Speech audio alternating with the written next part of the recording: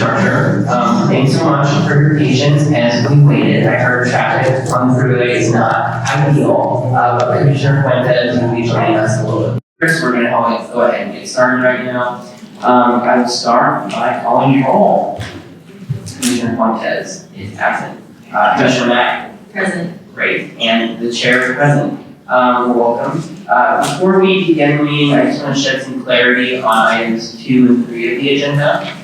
You might have seen from our last meeting of the full commission that committees were instructed to discuss potential changes to the charter that they've already been parsing through and how the appetite is that we're all feeling about those different changes. So item 2 will discuss executive officers, which was our most recent meeting, and then item 3 will go backwards and discuss elections and voting. So by the end of the day, you'll see where we stand right now, at least in part on some of the issues that we've been working with. But I'll go ahead and before we start public comment, can I have translation services introduce themselves, please?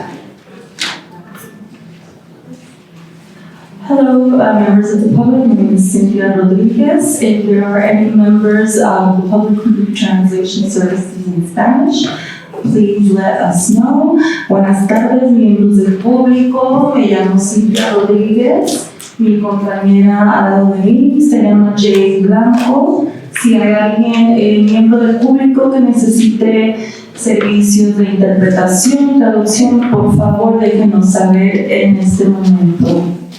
Great, thank you so much. We're going to begin with public comment. I'll leave it to staff to administer that. Thank you, Mr. Chair, and good afternoon, everyone. I'm going to call 3 names as I usually do. We've got a seat set up right there at the end of the table so everyone can kind of face the audience and camera facing you as well for a maximum of 3 minutes. We call Carolina, Michael, and Bruce. Carolina, Michael, and Bruce. Carolina. I want to say that. I always, Yes. right? Carolina. Carolina, thank you so much. I will get it. It's there. It's there. So Carolina, Michael, and Bruce, up to 3 minutes. Oh, please. Probably 2, but let's. Let's start. And go. Good afternoon, Commissioners. In reference to today's presentation, the creation of districts don't happen randomly. A lot of time, energy, and thought goes into ensuring districts are run fairly. From many people are involved. It's not random. It has been great to feel the momentum around the work that the Charter Reform Commission is doing. Here are some things that have been raised in the past that haven't yet been addressed, and I want to highlight them here. So regarding expansion, having more council members will allow greater freedom in the redistricting process to keep communities together and to represent the wide diversity of the city of Los Angeles. Expansion gives us districts of manageable size, and LA City residents will be brought closer to their council members, giving more power to the people. Expansion will increase the diversity of voices on the council and the discussion that occurs in chambers. Expansion will diffuse power and increase oversight, therefore reducing the opportunity for corruption.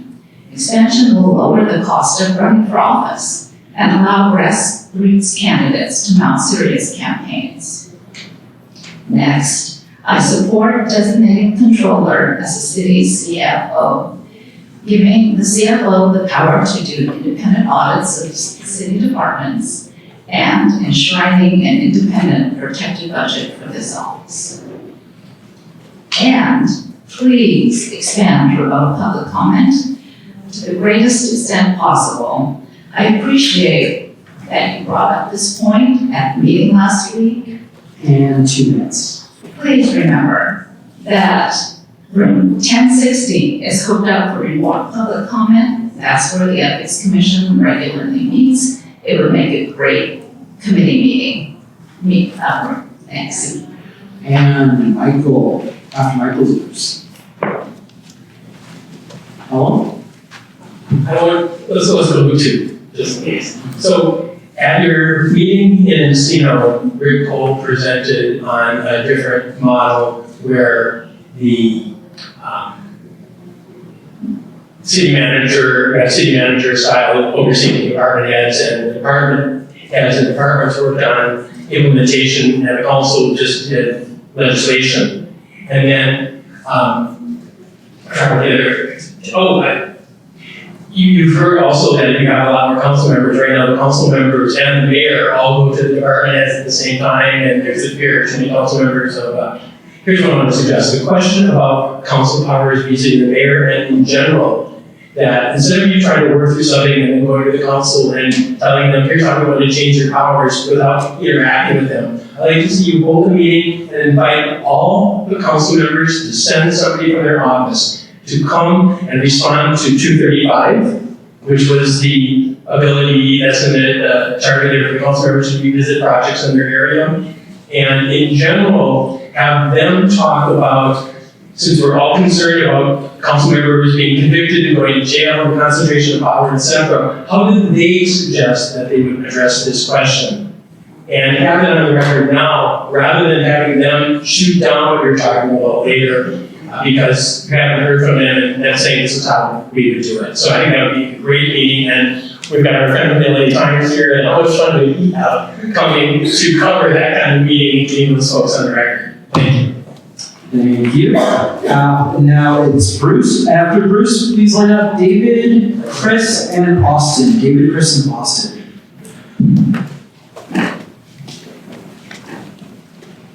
2 minutes, go. Hi, I'm Bruce Dixon, volunteer with People.Vote. It's an honor and privilege to make these comments here. I love how the sessions are going and all of your interaction is really good for this kind of thing. This is again on the theme of how star voting is a more elegant, better, and more democratic system than RCV. Consider why is RCV harder for election administrators? Any election with 3 or more candidates on the ballot with ranked choice, because voters can either skip or rank or duplicate a rank. Filling out a paper ballot takes longer for voters to complete. This means longer lines at polling places. Second, voting machine technology is based on things similar to Scantron tests. RCV ballots need software updates, certain star ballots. The key change involves updating central tabulation systems to read ranked ballots, process the data, and round by round, and export the results to cast vote record. If no clear winner on the first round, RCV elections require multiple rounds of successive elimination. Tabulation cannot even begin until every single ballot is processed. In Alaska, they did not even begin tabulation of their RCV election until 15 days after election day. You can always learn more about star voting at People.Vote/. Thank you. Thank you. And let's see, sorry, David, Chris, and Austin. David, please. David, going once, twice, so Chris.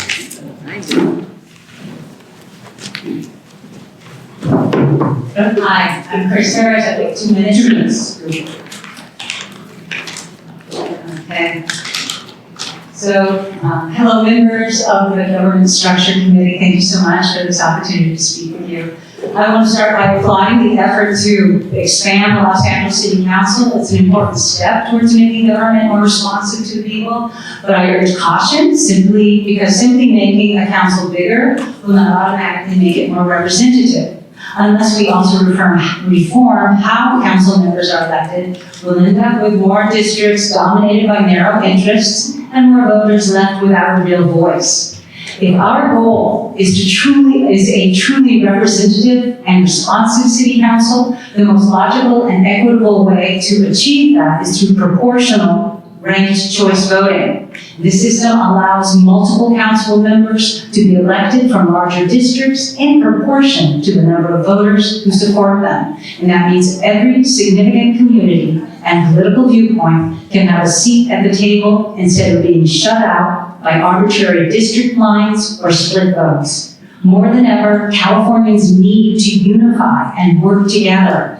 Our current winner-take-all system too often leaves people feeling disenfranchised and discouraged from participating. But if Los Angeles chooses to lead, to adopt a system that ensures every voice counts, we can inspire renewed engagement and show that democracy in our city truly belongs to everyone. So let's make sure this historic moment isn't just about adding more seats, but about building a council that genuinely reflects the people of Los Angeles. Thank you. Thank you. And Austin. After Austin is going to be, I think it's Johan, Espinosa, Rob, and Lee. A few minutes. Good. Hello. I'm here today to speak in support of council expansion. The foundational need to expand the council is widely accepted, but there are many decisions to make on how exactly we implement it. Some might freeze up the scope of those nuanced decisions and avoid making any change at all. But I implore you to not lose sight of what we can see clearly. There are many possible directions, but we know the brightest ones all involve a larger council. Let's make sure we build that foundation. I believe there is one more foundational decision that needs to be made alongside council expansion, and that's the ballot used in their elections. Today, we have one presenter advocating for single-member districts and another for proportional. I don't know which direction you'll choose, but I do know that star ballots will allow us to fully realize the benefits we're striving to achieve with them. For single-winner elections, STAR massively increases representation by accounting for voters' full ballots, fully eliminating vote splitting, and choosing the candidate that best represents the voices of all voters. However, you may decide that a more fundamental shift to proportional elections is necessary. In proportional elections, STAR ballots give you the most representative results as well, and we still be able to seamlessly use STAR for single-winner elections like mayor, giving us the best possible results across all elections, not just one type. I do want to address the elephant in the room. STAR doesn't have the name or the history or name recognition as other voting methods. But we're here reforming the charter specifically because we can see our old historic foundations don't match the future we envision for Los Angeles. We know, because that's how it's been done before, is not a strong argument for how to move forward. Our vision for the future needs to be built on the best understanding we have today, and that understanding clearly points to STAR. STAR addresses major issues we know occur in other systems. Once it's implemented, STAR will be a most cost-effective option. STAR lifts the voices of underrepresented voters more than any other method. Like other big cities that came before it, Los Angeles should be a leader in voting reform. We can't wait for another city to show Los Angeles how to be Los Angeles. Or you in time? Oh, thank you.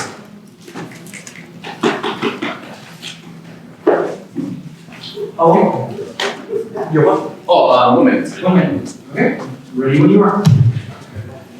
Hello, my name is Johan Espinosa. I'm here in support of council expansion and supporting proportional ranked voting. I mentioned it before, but I think it's good to drive the point that when I'm out there talking to voters and when I've volunteered or worked on campaigns, too often we hear that they don't feel represented, so what's the point of voting? I think proportional ranked voting is an avenue to get voters vote to go longer to feel like they're actually participating in the voting process. And also like to remind folks that other alternative voting methods have been rejected by Oregon, 65% of the vote. So just keep that in mind. Thank you so much, everybody. Thank you. Rob. After Rob, it's going to be Amy, Michael Eagle Hall, and Ernst. Oh? 3 minutes. Ready when you are. Rob Vaughn, and I just want to begin by discussing items 2 and 3 briefly. Happy to see an intent to revisit these and some sort of staffing briefing, but I am still concerned that we're just getting a summary of proposals from previous presenters and not moving the ball forward. We'll see how that goes. Turning to the issue of council size, I've got some bones to pick with one of the presentations out here, and to be clear, I appreciate a lot of the work here, but I think they lack essential context and go a bit too far in drawing certain conclusions. I fully agree that multi-member districts are the best way of representing the city's diversity, and I think that ensembles can be a helpful relative indicator. However, I think it's a bit irresponsible to not present pros and cons of your argument or to acknowledge the limitations of what we can draw from them. If you're going to make a bold claim, back it up. I find it weird that we've got someone claiming that expanding the council via more single-member districts will not meaningfully alter the delegation of power in Los Angeles. First, if that were true, we wouldn't have so many council members scared of it. Second, it's undeniable that expanding the council with single-member districts would change the mayoral council power balance. Third, smaller districts means more competitive elections. That's the most powerful thing we can actually generate here. We didn't triple the number of Asians on our council or quadruple the number of women by accident. It happened to be a lighter elections with higher turnout elections, dramatically expanded public financing elections, and fostered a more competitive environment. Lastly, does it do much good to elect a representative of your choice if the district is too large to manage and you can't actually get a hold of your council member so that they can actually represent you? At a basic level, the city of LA does not have a significantly racially polarized voting like you might see in other places in this country. I don't think using 50% CPAP is a good threshold. I also think LA's current council speaks for itself. It might not be perfect, but don't tell me we need 50-something districts to elect an Asian. When last time I checked, we had 3 Asians on our council. I'm Asian, we're not underrepresented here. Latinos are underrepresented. I'm confident that we will elect even more Asians on this council, even if we don't get to 52 districts. You know what's worse than putting too much trust in an algorithm? Blind faith in a clumsy algorithm. We're looking at averages of randomly drawn districts, which only account for compactness and population. As the meme goes, if my grandma had wheels, she would have been a bike. Last time I checked, in the city of Los Angeles, we have a redistricting commission of human beings tasked with considering a much longer list of factors. Those people could not draw better districts because they had too few puzzle pieces with just 15. We draw lines based on communities of interest, minimizing bridge districts that connect the valley, by following Mulholland as a dividing line, by heeding geographical and transit divides and connections. A ton of those random maps that might be there are non-starters with an actual commission. I am confident with more single-member districts, we would have more viable maps available to account for all of those competing interests. Thank you. Amy.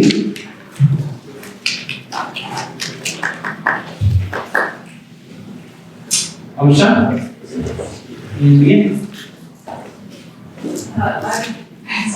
I support increasing the council size to 23 or 20. I support increasing the council size to 23 or 29 members. They're good on numbers. Preferably the multi-seat districts with proportional ranked choice voting. While the Star voting presentation was interesting, it spent too much time talking about the failures of Cal RCV instead of showing supporting data and research. I remain unconvinced that it's a better system to use. I also support an elected controller with a CFO in charge of auditing. Thank you for fixing the audio votes on the October 8th meeting. I hope these stay fixed, but can you please upload the recording for October 9th meeting and allow for remote public comment at all meetings. In addition to being very popular, it is almost impossible to attend a 2 p.m. meeting during the work week. I know that this is the wrong committee to bring this up with. It should go with personnel and budget, but the commission and personnel doesn't meet for a while.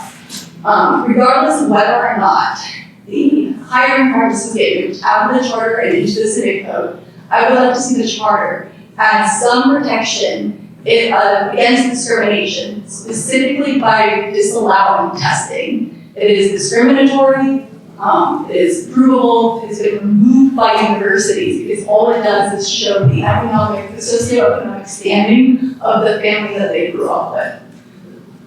That's all. Thank you so much. Michael. Hello? Let's see if I can do it with safety. Go for it. All right. My name is Michael Hall. I live in Sara. Sorry? Right now, each LA City Council member represents roughly 260,000 residents. It's more than 4 times as many constituents per representative as Chicago or San Francisco. So expanding the council is essential if we want government that's closer to the people. But expansion alone isn't enough. To truly make our elections fair and representative, we should adopt multi-seat districts using proportional ranked choice voting, PRC. Voters rank candidates, and multiple winners are elected in accordance to the share of support. That means more voices at the table. Renters, homeowners, the Valley, South LA, every community that makes the city great. Cities like Portland, Oregon, Cambridge, Massachusetts already use the system successfully. It's easy to implement. Voters just rank candidates, and it produces councils that actually look like the people that they serve. So tonight, I urge you to recommend an expanded city council elected through multi-seat districts with proportional ranked choice voting. Portland can do it. Surely Los Angeles can too. We invented the Oscars after all, and even they use ranked choice voting to pick winners. Thanks for your time. Thank you, Aaron, and your mic. Hello? 2 minutes, please. And you. Hello, I am Arden Peter Castelline. I'm a resident of downtown Los Angeles, and I'm also the LA chapter chair of the Equal Vote Coalition. I wanted to voice my strong support for expanding the council to at least 21 members. This will be an important step to make electeds more accountable to their voters and to ensure more communities are properly represented in the council. Single member versus proportional districts is one of the decisions you'll have to make with the council resize, and I wanted to add more context to that. Sometimes the concept of winner take all is used to discourage the single member option, the activity that the winner gets purview of the entire district while only having a mandate over a fraction of voters. Using proportional method is one way to mitigate this, but single member star voting also is an option as it doesn't have the same winner take all dynamic with the other methods. Under star voting, candidates are incentivized to represent their entire district. In a competitive star voting election, candidates will need 5s from their base as well as 1s, 2s, and 3s across the board in order to win. And as a voter, if your faction doesn't make it to Star's automatic runoff, your vote still gets counted towards your backup option. This gives minority populations in the district leverage over their elected officials that they wouldn't have under other voting methods. Again, I support increasing the council and redrawing districts to help ensure all groups are represented. And regardless of whether you go with single or multi-member districts, star voting will be your best option to maximize representation gains for the reform district. And if I have a little more time, so I'll just add on, please do what you can to keep the meetings more accessible. We want to see remote public comment, we want to see more evening and weekend schedule times. I was happy to hear that's going to be deliberation at the end of the meeting. I'm looking forward to more. I appreciate if you'll share my opinion, but I want to hear your opinions. Thank you so much. One more.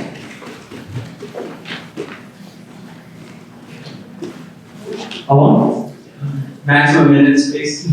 3, go. Good afternoon, commissioners, members of the public for being here. I'm Mara speaking as an individual. I'm a neighborhood council budget advocate speaking on my own behalf. I'm here to urge the Charter Reform Commission to support City Controller Mejia's 6 charter reform recommendations. City Controller Mejia has done a great job as the City Controller. His audits are very informative and transparent. So I think he should be the next Chief Financial Officer, in my opinion. I also support proportional ranked choice voting and city council expansion. We need better government response, and our city council can do better for the people of Los Angeles. Thank you for your time. Last call for anyone who didn't get a chance. No one there?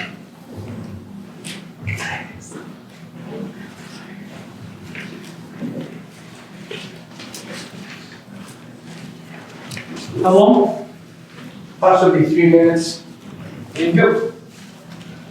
Good evening, distinguished members, audience, Dave Ontiveros, residents of Los Angeles, the honor of Martin and Howard.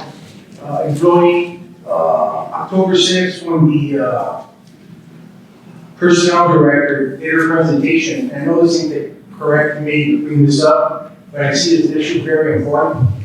She mentioned and she proposed to move to actually get rid of civil service protections and move over to Article 10 administrative. That's going to be devastating for the tens of thousands of city employees that have civil service protections.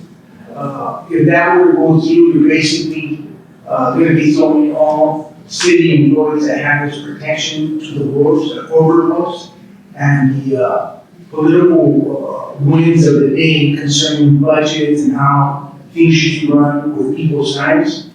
civil service protections are important to city employees.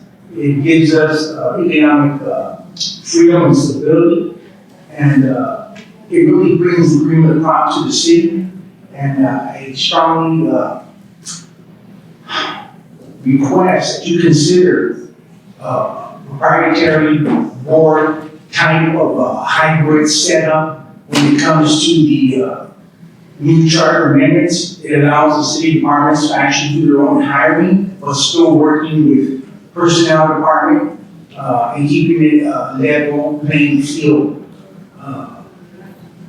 I can't stress the importance of keeping our civil service protections. Thank you very much for your time. Thank you. And that concludes public comment. Mr. Chair.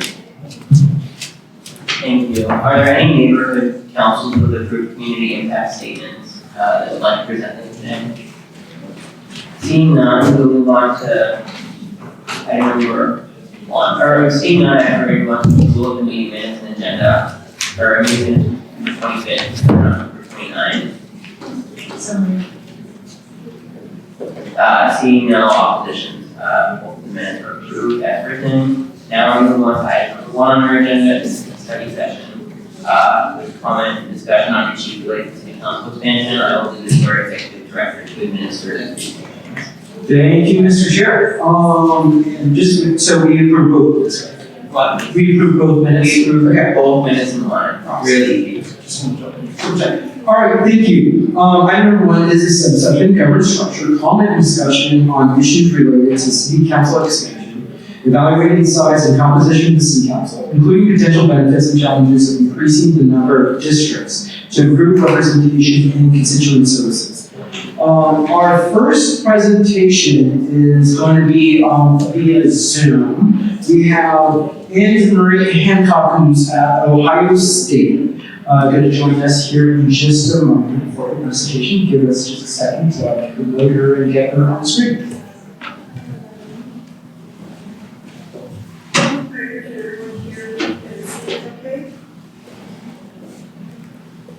One second, we're just fixing the screen and then we can get a microphone up. Perfect.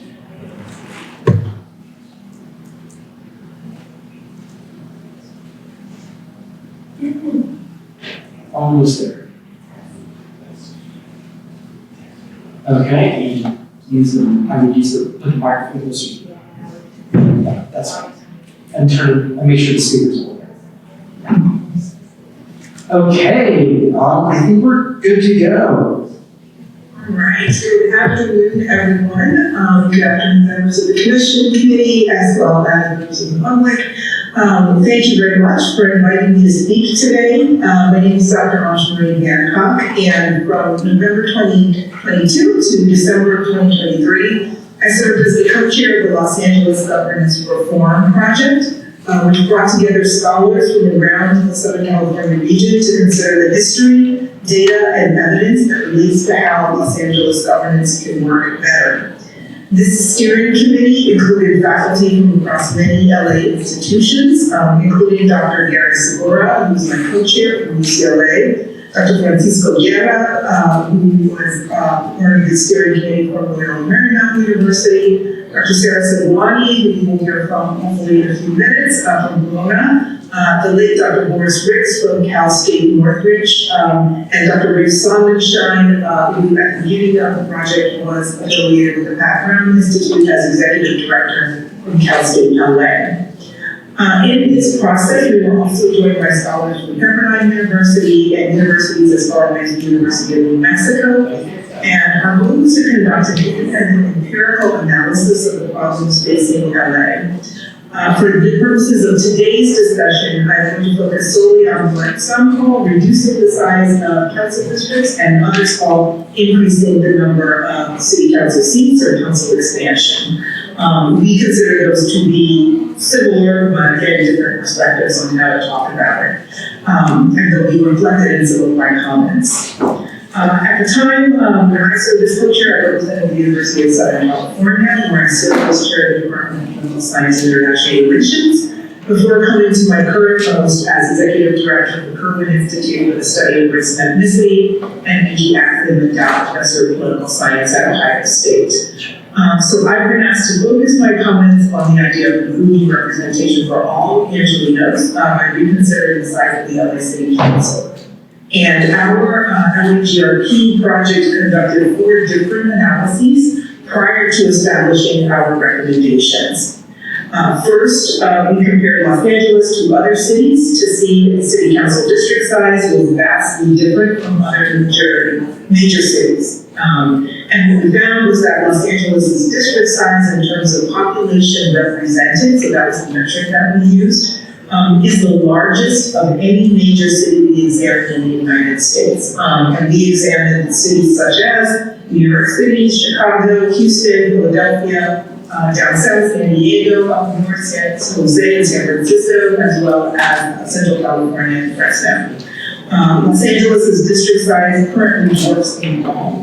One council member district represents about 260,000 people. And for frame of reference, that is 56% more than a council member represents in New York, 24% more than in Houston, 62% more than in Philadelphia, 30% more than in Phoenix, Arizona, and 67% more than in San Diego. And those are all cities with over 1.4 million residents. Those are the comparable cities. We did look at smaller cities, as I mentioned, like San Jose and San Francisco, but again, with LA having 3.8 million residents, we wanted to make sure we were doing the proper frame of reference. The second analysis we did was we conducted a survey of Los Angeles residents, and it was a representative survey, meaning sample to make sure that we had representative populations with regard to race and ethnicity, as well as gender, to explore public opinion among Angelinos regarding the size of districts. Our survey of LA voters found that voters were strongly in favor of reducing the size of districts. Over 66% of the voters that we surveyed were in favor of reducing the size of the districts. Importantly, we did not see vast differences across racial or ethnic groups or across geographic regions in support for reducing the size of districts. So we did not see, with regard to African American populations, Asian American populations, whether Korean, South Asian, Chinese, Japanese, Filipino, or Latino, Latinx, Latina, we did not see major differences in terms of which groups might support or not support. So the 66%, the more than 66% was a real kind of consensus, we call it, with regard to the different racial and ethnic groups, were equally, for the most part, supportive of the idea of reducing the size of districts, which was the question we asked.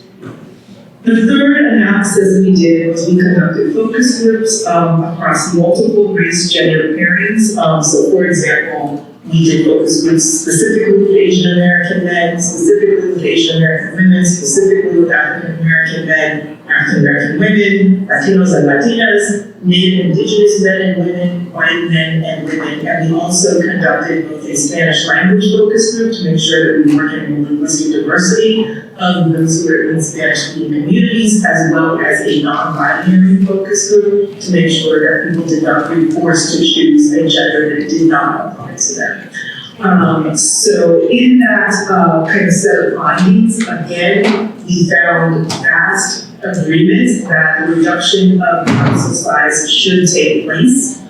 Some of the rationales that were given in the focus groups I can get into. They basically said that in addition to wanting it, the reasons were constituent service and greater opportunities for representation for communities whose chances are currently reduced under the current size of the council can be improved. And our research showed that communities with a likelihood of gaining representation included those of Korean, Filipino, Guatemalan, and Salvadoran origin. So we did kind of do a deep dive to really think about which groups are not currently represented, and then think about which groups were most likely to be represented. The fourth and final analysis we did was to conduct a preliminary financial analysis and expanding the number of city council seats. When we conducted our surveys and focus groups, the number one concern that residents expressed to us is whether or not this would be an expensive endeavor. Given what prompted both the city council as well as us and the LHRP to do our analyses was, some of the reports of corruption.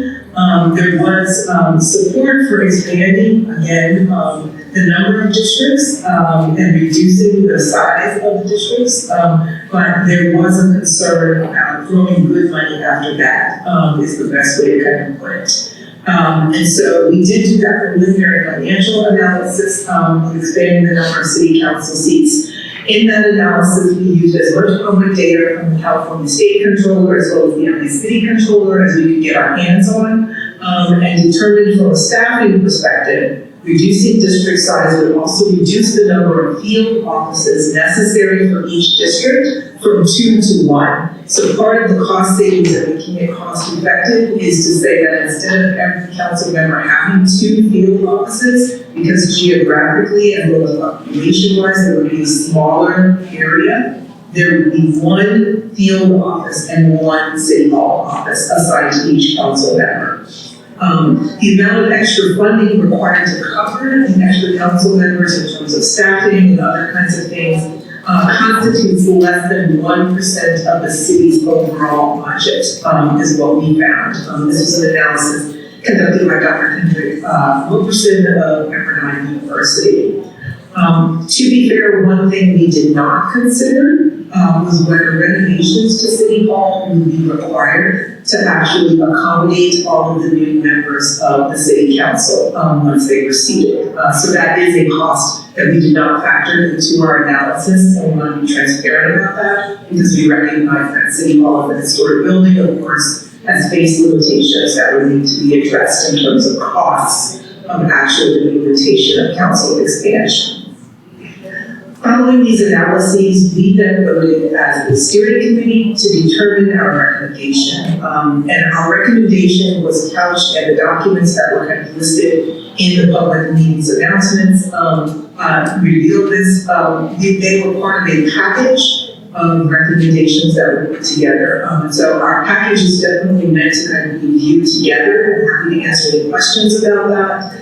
But in that, with regard to council districts, we recommend expanding the number of council members to 25. The following benefits have been established in other jurisdictions, including not just better representation, as we've already talked about, and better constituent service, but also lower costs of campaigning, which potentially expands the pool. Instead of having elites who have a certain kind of financial profile run for office, it expands and makes it easier for people with less financial resources to actually run and successfully gain access to office. And then again, it's based on other jurisdictions who have gone through this kind of council expansion process, as well as what I mentioned before, the increased likelihood of more diverse representation for other communities that are either not currently represented on the council or are not represented in terms of their actual population in Los Angeles.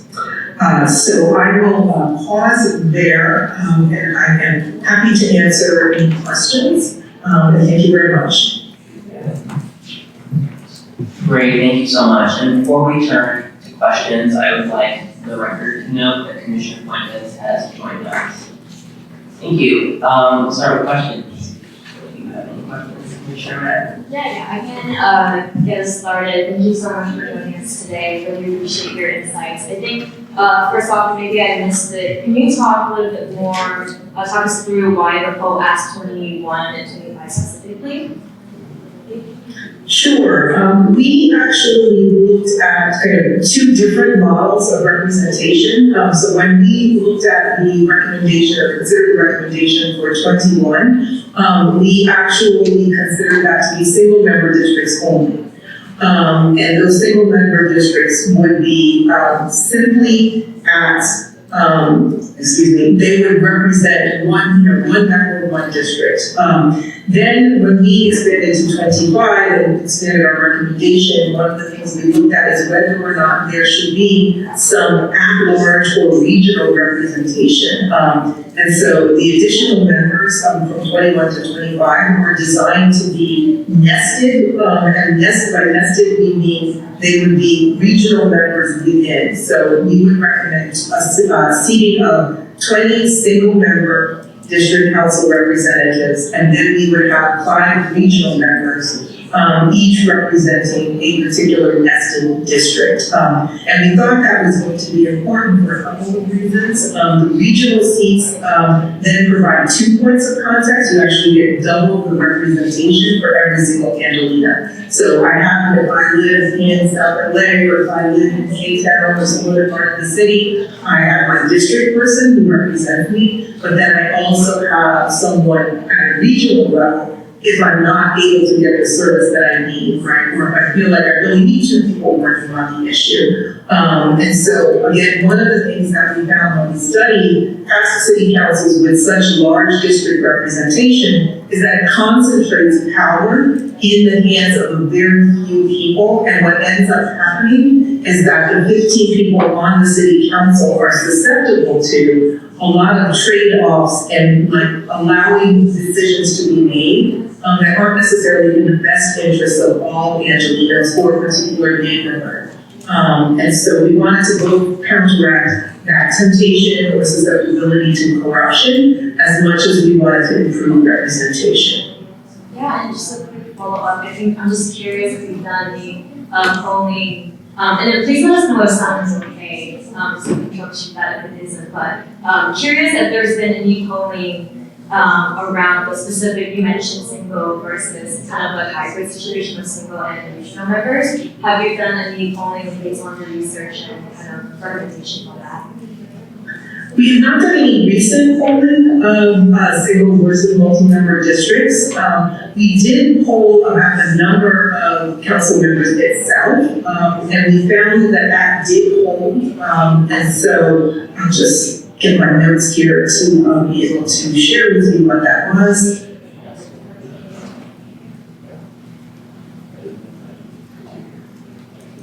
And so 76% of Angelinos supported the enlargement to 21 seats, 66 would support at least 25. And so we definitely did have support for that larger framework. And so that we did not get into whether or not that was support for single member districts or whether that was multi-member districts. Thank you. Thank you so much for joining us. My first question is a little technical. I know you talked about how city council expansion and the smaller city council size are interchangeable terms. When you were doing focus groups, did you see that voters or residents had an appetite towards one term more than the other, or is it really interchangeable in a messaging standpoint?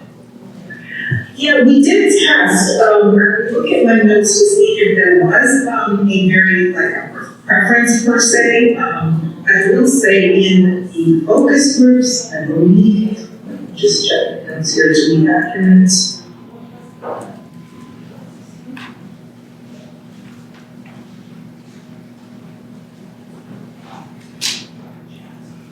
For the survey, let me start with the survey. For the survey, it was really around the size of the district, right? So the reduction of the size of the district is where 57% of our respondents thought that each council district was too large in terms of population, right? So for them, that was a conversation about the size of the district, right? So reducing the size of the district.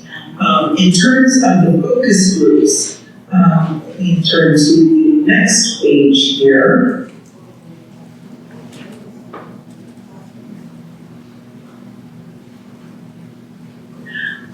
They talked more about increasing the number of council districts to larger numbers such as 25.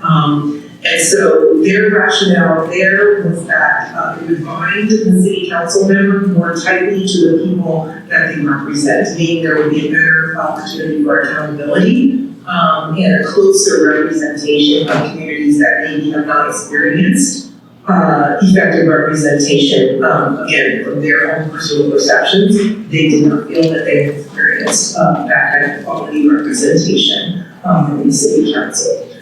So we really had a split decision there, Commissioner.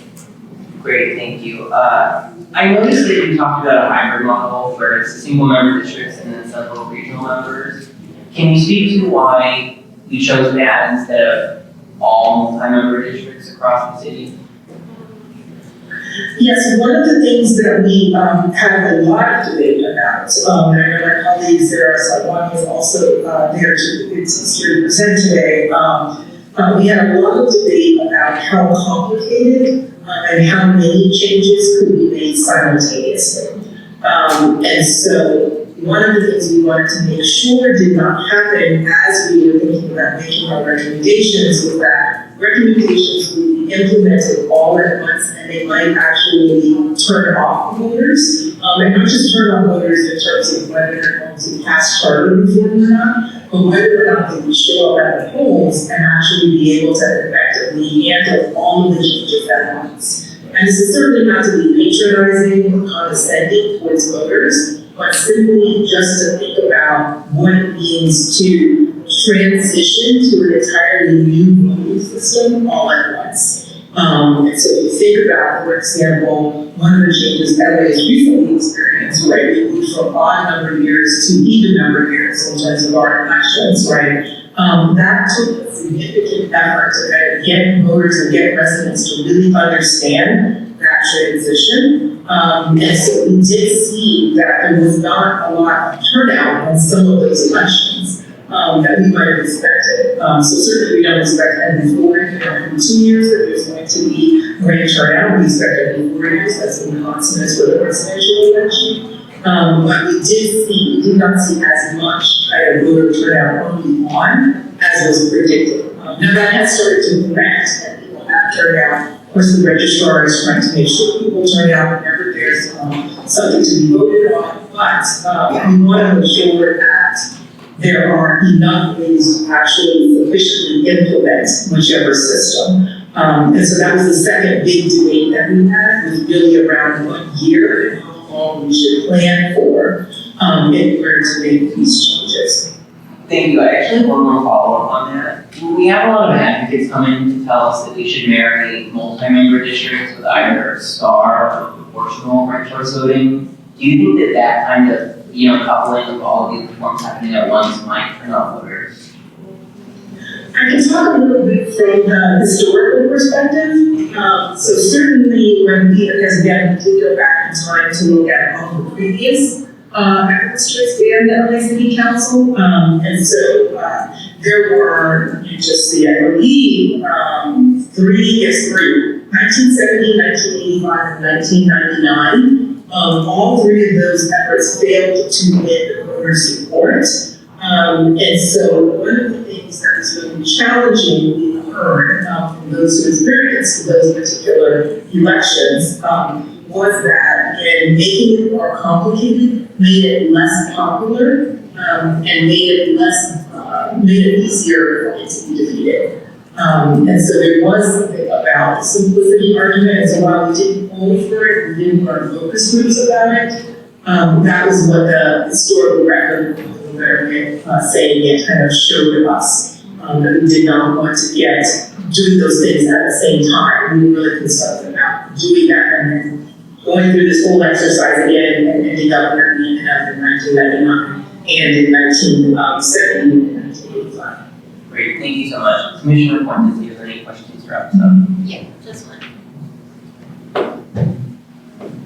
And I'm sorry if I missed this, but for the LAFC expansion to 11 seats, did you all have any assessment of administrative costs or board budget compared to the council level you're suggesting? We did not. We were not able to get those costs in a timely fashion to be able to include like the cost of what it would take to implement the system. So that would be a cost that we would have to be calculated. Okay, and then just on a separate note, so based on the presentation, the focus group participants suggested electing commissioners rather than appointing them. did your research find any governance or equity downsides to that approach? I'm sorry, did our research? Did you find any governance or equity downsides to that approach? Governance or equity concerns as placed by the focus groups? I just want to make sure I heard your question and the audience a little off. Yes. Okay, so in terms of the focus groups, what we found in terms of their responses to the actual questions was really focused on. I think there was not cut out. I will have Commissioner Fuentes restate your question. One second. Yes, so in terms of electing commissioners rather than appointing them, sorry. Okay. So in terms of electing commissioners, so you're actually talking about a different part of the presentation. Oh, okay, I'm sorry. Thank you guys for repeating it 3 times. I'm happy to answer the question now. So in terms of whether or not we get to the election of commissioners, I'm just going to refer to my notes here.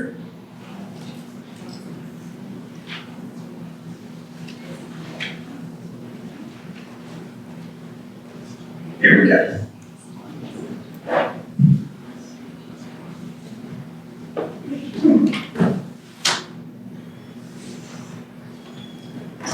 Okay, so in terms of the focus groups and what they said about the IRCs, there were not equity issues that the focus groups themselves kind of lifted up. We did want to make sure that we elicited whether or not they thought the current system was fair.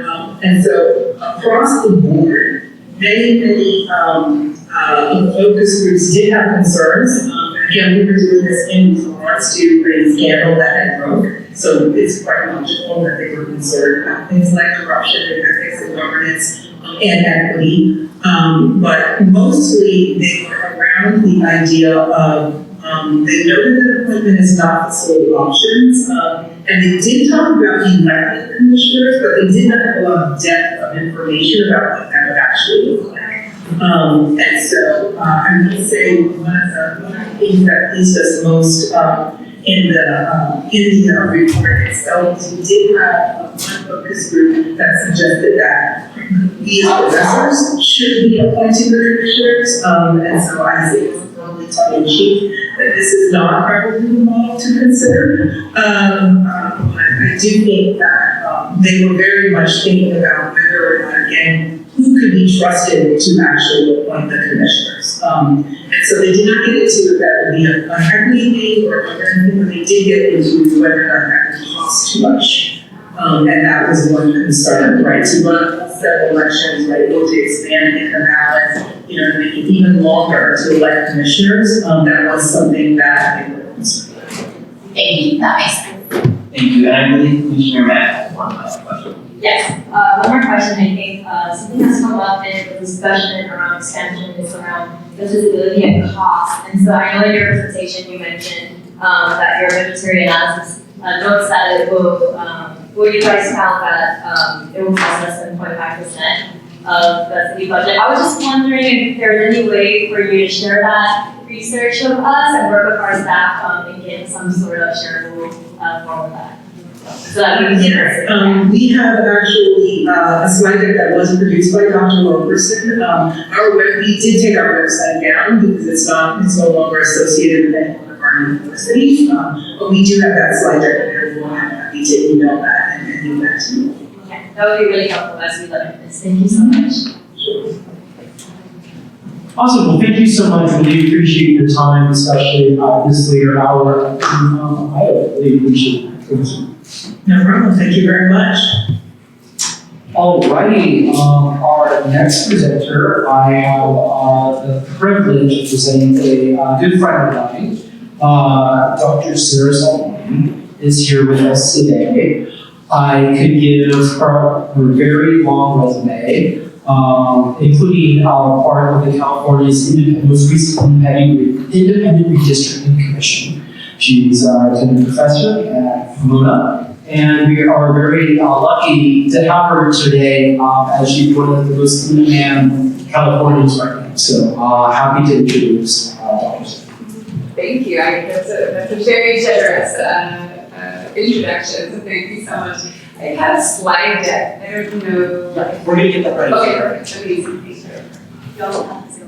Oh, yeah.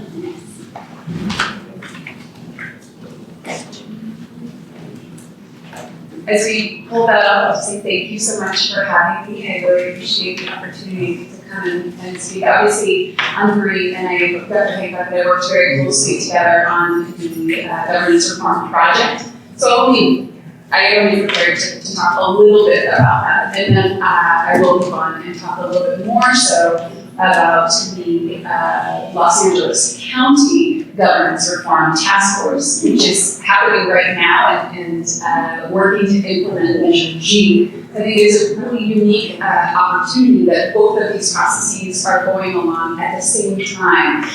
It's certainly not a part of the mandate of Measure G, and I highly doubt it's part of the mandate of your commission. But it could also present some interesting opportunities for us to think about ways in which the city council and the county might form new relationships moving forward in the future. I don't think it's not necessarily either of our agendas, but certainly I think that this moment creates that opportunity and something to Almost got the presentation ready. Let's see how it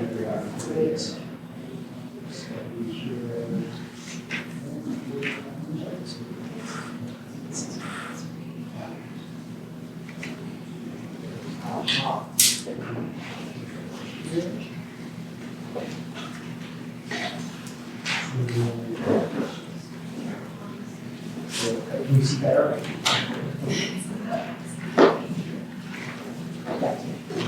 It's okay.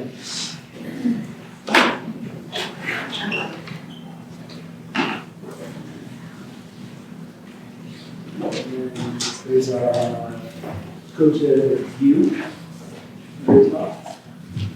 And then go to slideshow. Okay.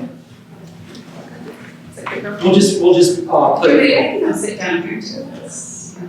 I think it's better for there for the camera. I think it's better there. We'll just put it for you. However you would like. I think it's, if you can go back. I think it's moving, it's advancing automatically.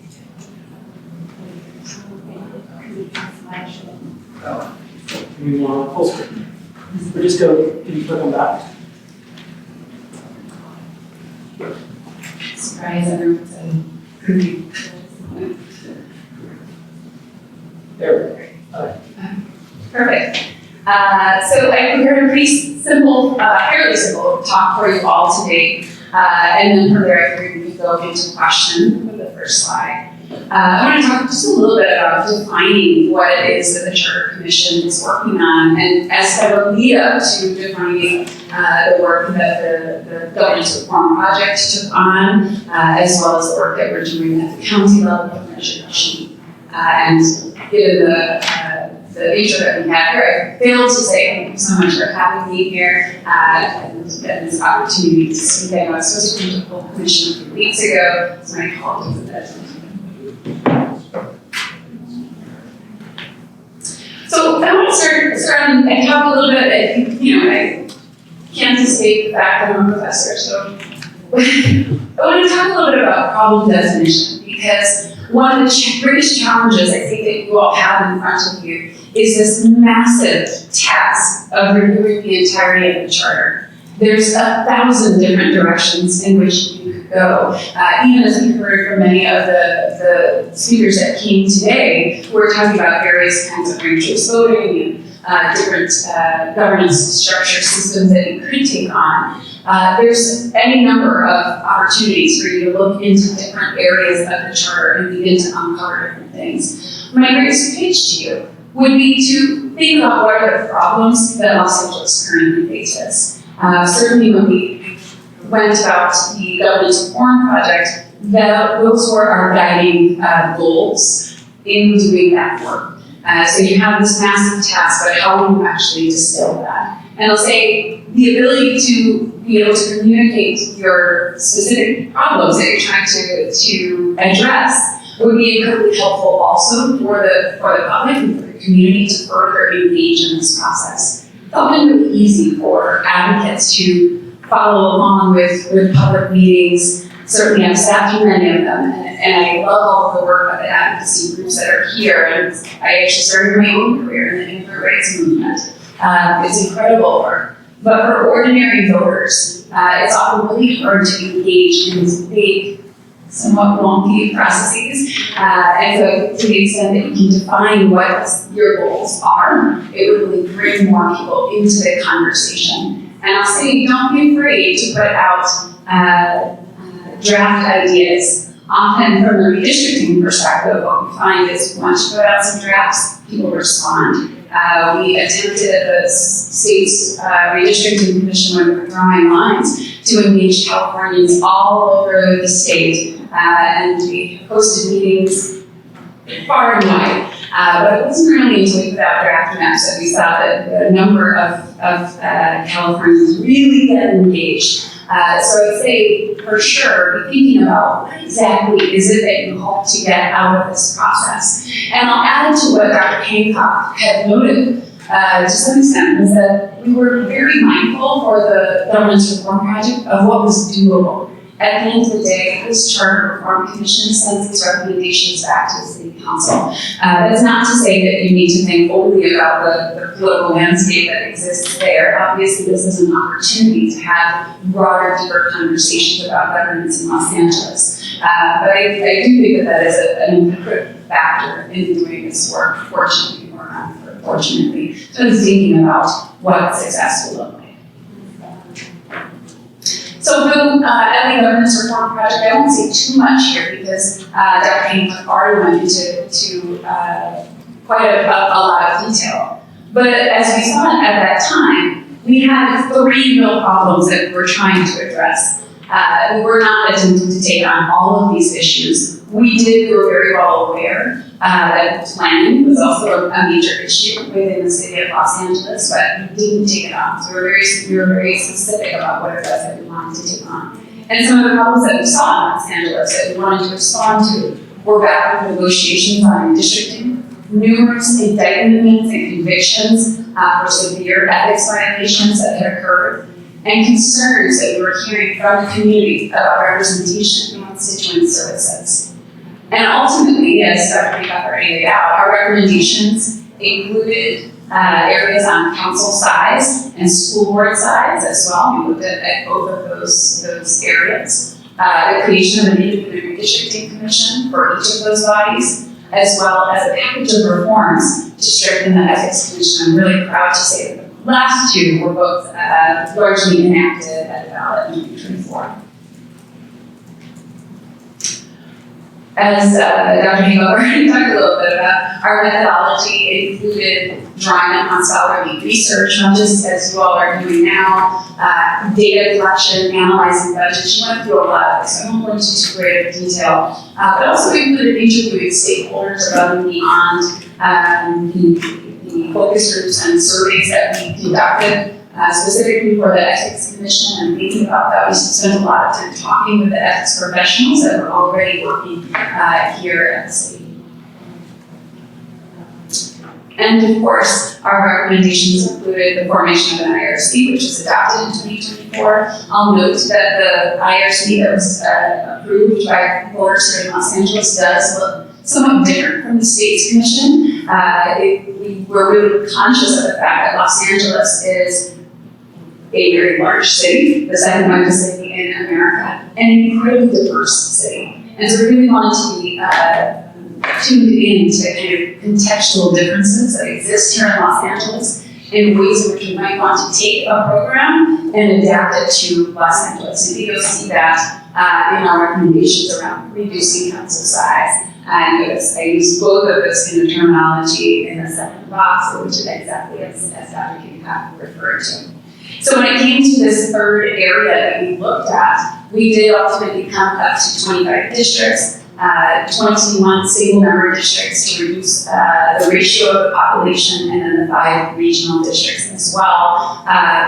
We that we have just talked about, so I won't go into too great of detail. I'll say that we didn't really take on, I heard all of the folks here talking about ranked choice voting, proportional representation. We did not take that on as Dr. Hancock referred to, but I'll say that there are a lot of national experts that are looking at this. What is happening at the Supreme Court as we speak is a review of the Voting Rights Act. Who knows what's going to happen there? I'm hoping that we are not very soon living in a post-VRA world, but that is certainly something that could be in our future. I think there's a lot of scholars that are trying to contemplate if that were to pass. How do we continue to think about representation of communities of color, communities that have been historically excluded in the ballot box, if we no longer have the VRA as a tool when it comes to redistricting? I would point you perhaps towards the Harvard Law School's Money project, which is specifically looking at proportional representation and ranked choice voting, which is a number of national organizations that no doubt many of the advocates we are also connected with that are doing some of the best research that's possible. One of the greatest challenges, however, that I have seen is that we don't have good examples of MMR in multi-member districts, specifically in highly diverse areas like Los Angeles. So I would anticipate that it's possible that we could get some pushback from communities of color if you move in that direction. One of the pieces that I felt that I still feel pretty passionately about is that there does need to be a ground movement for that kind of change. Certainly as the Governance Reform Project, as a group of scholars, we could propose something like that, but if there's not a ground movement and those that are actually pushing those kinds of reforms, it will suffer at a dollar cost. So figuring out ways to get really engaged with ordinary voters on these kinds of topics would be certainly very involved. So some of those conclusions, which she already went through many of them, talking about how we thought about the budget. The budget was, of course, the big issue that had been raised in the focus groups that we looked at. So I won't go into too great of detail here. But in particular, we saw that there was, generally speaking, great support for a council size expansion to some extent, certainly up to the point of 20 to 21 to 25 seats. And so just a little bit of that data that we could share here. 76% supported in our 2021 seats. 66% of those would also support up to at least 25. So I wanted to move forward and talk a little bit about the process that we're undertaking at the county for the Governance Reform Task Force and Measure G. And I have a fairly simple set of slides for you just to inform about our process. Certainly we have been looking at your process to some extent in order to try to get additional support for our work as well. So I think there could potentially be a lot of cohesion between these two processes moving forward. So thank you to the city for offering as much support as they have, because at first we didn't have any full-time staff, but that's probably changing. So of course Measure G was passed in 2024. It has several focus areas of work. There's a lot in Measure G, and I can back up just to talk a little bit about that. The county structure has been in place, and the charter has been in place since the 1920s, and since that time there has never been an update to the county's structure. So the five supervisor board has been in place since that time, since the time when before we could vote, and when there were more cows in Los Angeles County than there were humans. We today have nearly 10 million residents in LA County and a budget of $49 billion. And still we have a 5-member board that has both legislative and executive powers. There was not an executive branch, or there is not an executive branch. However, Measure G will change that in 2028 with the creation of an elected executive for the county. We also have a number of other mandates. This has already been passed, so this is moving forward. We're not really in an exploratory phase, as perhaps more of the work of this charter commission, but instead of how to implement these changes. We're looking at public budget hearings. They launched this year in 2025, but because of the short time frame, that was quite compressed. We're looking at ways that we can continue to improve that. In the 6 months or so of being a part of this process, the piece that I have come to learn is budget transparency is hard to come by in Los Angeles County. And so something as simple as public budget hearings is proving to be incredibly complex as we move forward. So think about it. We're looking also at the creation of an independent ethics commission and an office of ethics compliance that needs to be in place by 2026. So whereas for the city of Los Angeles in 2024, we were strengthening and building upon the ethics commission that was already in place here in the city, that has never existed for Los Angeles County. And so we are actively working, bringing in some of the best minds on ethics commissions to come and talk with us about what are the best practices and how we can adapt it to a county that is this large. In addition, I talked about the elected county executive, which will roll out in 2028, so I hope everyone plans to go vote in that election. But by 2032, following the census, following independent redistricting for the Los Angeles County, there will be a board expansion by members to 9. And the final piece that I wanted to talk about a little bit about is that in 2034, there will be another charter commission. This, I think, is an important piece because government structures can change. We do not need to wait another 100 years before we look at the structure once again. It also creates an opportunity for us to look back and see how we did at implementing this and go back to the drawing board if need be to ask, is 9 the right number? Are there different kinds of provisions that we need to have now that we have an elected executive? So I think that's a really important piece to think about how we can continue these processes. It doesn't have to be a one and done situation. Thank you. So in terms of our implementation plan, we now have about a $2.3 million budget. It took us quite some time to get there. We have extensive work plans. I have one of them there for you, so you can take a look at the time frames that we are working under. We have a division of labor. So of course we have all of our public task force meetings, but unlike the way that you all are operating, we do have ad hoc subcommittees with no more than 6 members, which is allowable under the Brown Act. In order to do some of this work, in particular so much of the planning work offline and then report that back in our public sessions. Our methodologies that we've been using thus far include much the same as many of yours: expert testimonies, internal reviews. We're about to launch our first survey, and students. We have a team of students from the Harvard Kennedy School who are actually taking a look at other models that use the county executive, the elected county executive for us. And I believe that we are engaging also with USC, UCLA, and other graduate programs in the Southern California area to try and get them involved as well to help us with this research. Challenges? Really many. And I'm happy to talk about that in Q&A if you'd like. So just in conclusion, and I'm happy to take questions, some final thoughts just as we both are going through this process. Governance reform is not the same as policy reforms. We see people arguing and fighting all the time about how do we fix homelessness, what about this policy, what about raising this tax or another. Governance reform is something very different. We're talking about the rules of the game. It's something that everyone should be able to really get involved in, and hopefully we can find some compromise in terms of setting what those rules will be. For us, or for myself, personally, those guiding principles throughout this process have been transparency, accountability, and in particular responsive representation. Los Angeles is unlike any other place in America. We have so many communities from all over the world, and we think about what it takes to actually represent them, to have informed constituent services, ensuring that those communities who can't always make it out to a meeting to make their voice heard, have a place at the table nonetheless.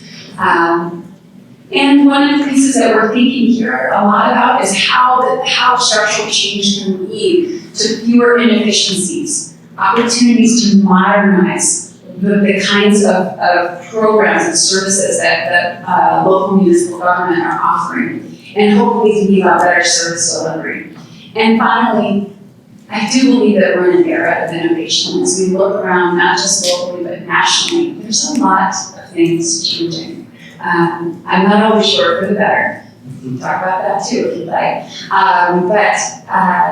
Out of this, I do think things are going to be changing rapidly. And so I think we're at this really important crossroads, not just here in Los Angeles, but nationally as well. And so I do think that this can be an era of innovation. And so I applaud you all for your service on this commission.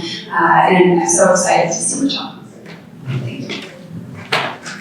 Great, well, thank you so much for joining us. We really appreciate it, and especially, the perspective that you offer at the county level. All sorts of questions. Actually, Commissioner Fuentes, do you want us to kick it off this time? Yeah, sure. And again, just echo what Commissioner Rivas shared. Thank you so much for the work that you're doing as well on the county level. So just to kick it off, you noted that there might be pushback from communities of color for that nesting model. Can you speak a little bit to concerns that a model like that could dilute rather than strengthen representation for those communities?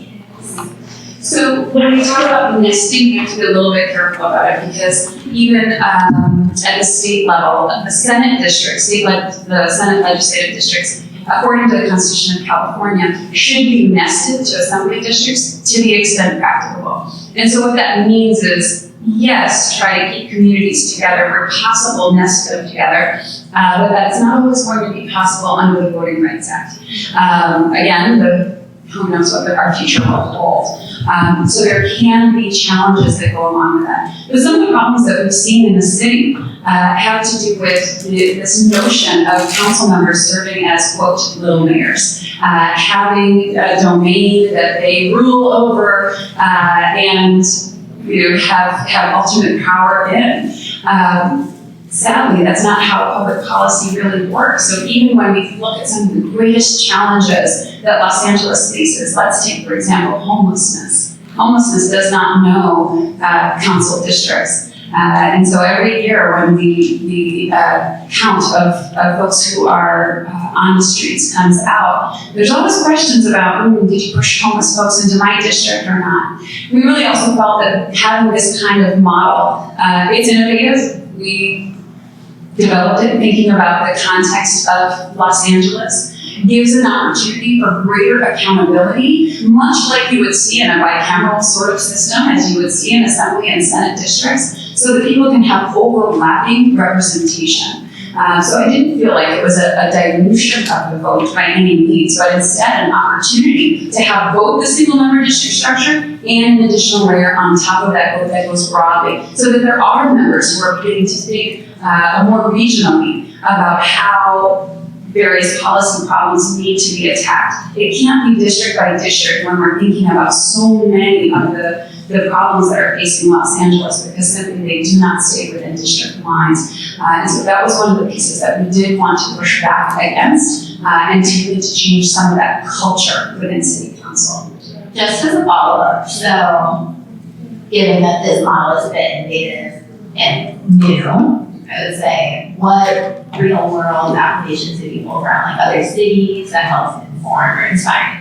We did look at various structures in many cities. I had hoped that we would look at proportional representation, as Portland had just recently enacted when we had started this work. I think that is an exciting model. It is very different, and I do think it's also untested. Portland, the demographics of Portland are very different, and I think that's something most certainly that you need to take into consideration to try and contemplate for a place like Los Angeles. But it's not to say it's not doable. So certainly there were challenges. We looked at many other large cities in America. I believe, if I recall, and I haven't looked at the research in a while, Philadelphia has something similar. So there are other places that we can find some of these models. My apologies, I'm more in the county's elected executive mode these days. I've listed this county's work very well. Thank you. Great, thanks. Commissioner, do you want to start? Yeah, thank you so much for making that mistake. I feel like I had a lot of questions about your experience on the GRTF, but I feel like as you went through the slides, you started to kind of list out like the really just laying out what your experience has been and the way that it's structured. And so I think that answered a lot of my questions.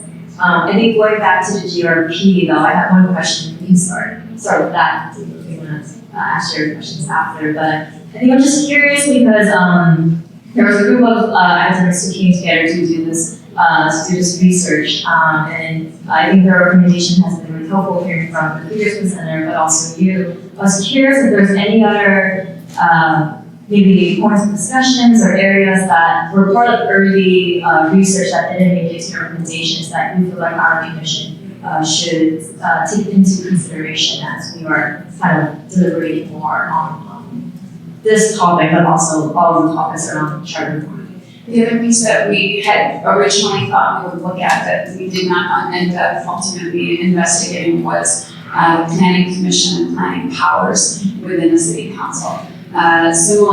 Again, problem definition, right? We really recognize that there could potentially be some problems with the structure of how planning takes place, given the kinds of investigations, indictments, and convictions that have occurred in the city of Los Angeles. But ultimately, that was not something that we were able to take on. And in terms of the council size, I know the poll asked for 21, 25. Was there any other numbers that were kind of on the table for discussion that the group was looking at?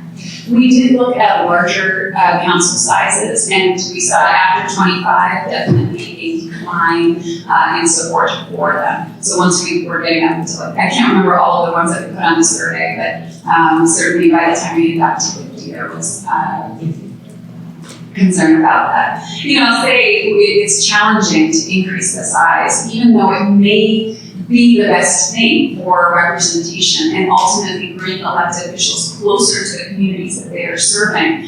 Right now, at this moment in time in American politics, this is not unique to Los Angeles. I think this is a sense nationally. There is a very low trust in government. And so the idea of increasing, adding more politicians, if voters think that politicians are the problem, I'm not saying that, I think that, but if voters think that it can be a really tough sell.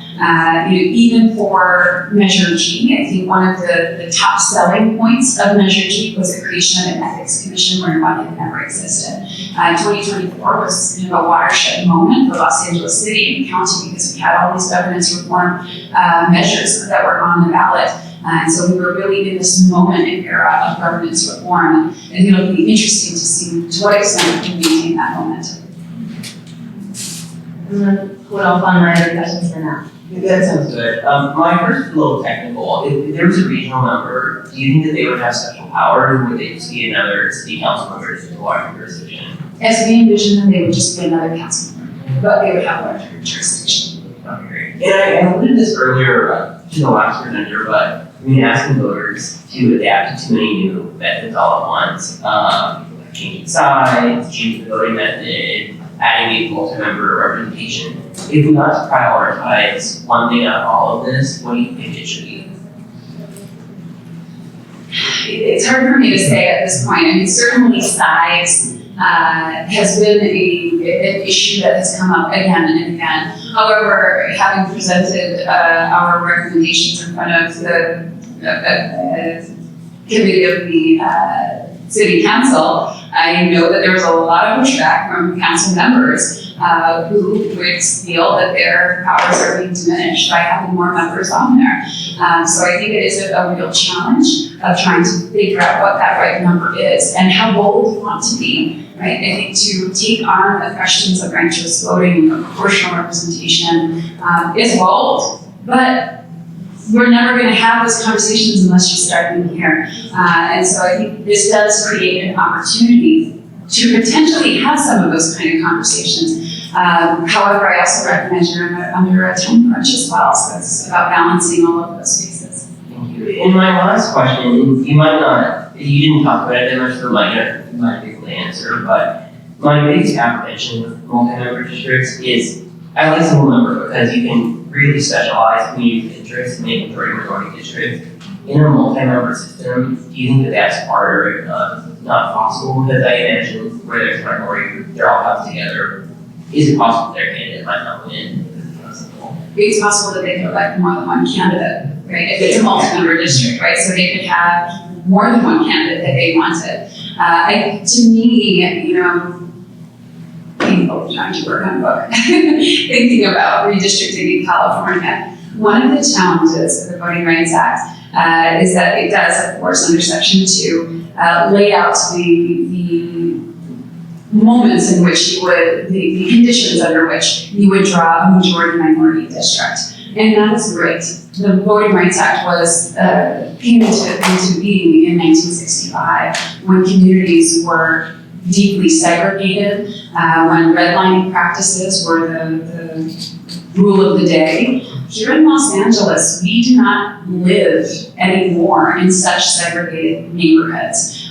More and more, we are living in multiracial neighborhoods. So one of the greatest challenges that we saw at the state commission level in drawing majority-minority districts was there's a lot of parts of California where it becomes really complicated of which district are you drawing for. And so I am curious to see research that might look at and think about how something like ranked choice voting or proportional representation might create additional opportunities for more candidates of choice to potentially be elected from these very multiracial areas. However, as I said, Portland doesn't look like Los Angeles, so it's really difficult to have that sense of whether or not you would actually be able to have the kinds of outcomes that you are presumably trying to. Great, thank you. Appreciate that. I have two questions about you, Tia, and your experience on it. I think you started to mention it a little bit when you were responding to Commissioner Spence's question about the idea of, you have your county hat on and you're looking at county CEO and the creation of that new role at the other county level. I'm curious because for this committee we're looking at legislative, administrative, but also executive roles within the LA City government. I'm curious if you have any insights in, I guess, as you're looking at the county level, and I know you have done research on the city level as well, what are your thoughts on LA's current executive officers' positions and roles, and how they interact with the other departments? The current city executive? Yes. You mean the mayor? We didn't look very specifically at the mayor's office, but I think because you have this exploratory nature to your commission, I think everything was potentially on the table for you all. And so again, I would go back to what is the problem that you're trying to solve for? Are there inefficiencies that you think exist? Are there constituents that aren't being served well by the current structure that a different structure might be able to better address? Are there power structures between the council and the mayor that need to be changed that is not specific to the individuals holding them today, but would help not only today but 50 years from now potentially? I haven't looked very closely at that, but I do recognize and understand that this is the moment and the opportunity to be rethinking those things. For example, at the county level, one of the things I was really fascinated to learn is that while the city attorney's office here in Los Angeles is an elected position, the county council is not elected, and in fact is a fee-generating arm of the county. So they serve as the in-house lawyers for all of the various departments, but they charge you for it. That's their model, which is incredibly different from the city of Los Angeles. And so for us, that begs questions about, should that be an elected position? Is this really the best kind of structure? Those aren't necessarily pieces that we are mandated or tasked with taking on, but certainly there are questions that come up as we're thinking about the complete overhaul of the structure as it's laid out in the And then last question, I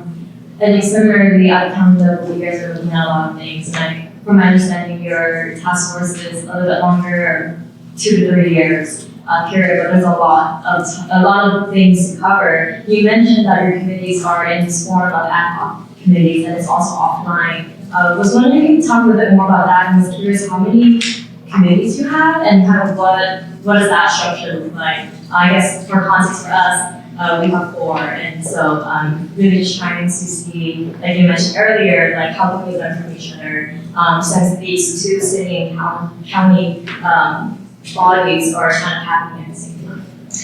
I think there's 4 or 5. I know I sit on 3 of them, so my days are pretty busy. We most of the various topic areas that we have to go in and investigate, we have an ad hoc committee. And really the ad hoc committees are meant to plan, and in some instances talk with some of the experts that beforehand, or glean as much as we can in order to work most efficiently with our time. It wasn't easy to find times that we can all meet for public meetings. So right now we're roughly meeting about twice a month. I would prefer if we met more often than that, but at the same time, it is a challenge on everyone's schedule. And I think we've definitely watched in awe as your commission has moved to different parts of the city. And something certainly I hope that our task force will be able to do very soon. Thank you. Anything else? Right, Commissioner? Great. Thank you so much. Thank you so much for coming.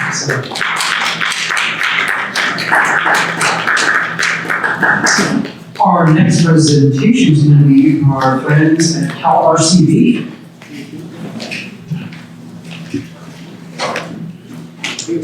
Are we going to share one mic back and forth? Or is it possible to do it? Yeah. Can we give them a second mic, please? Second mic? Oh, sure. They're right here.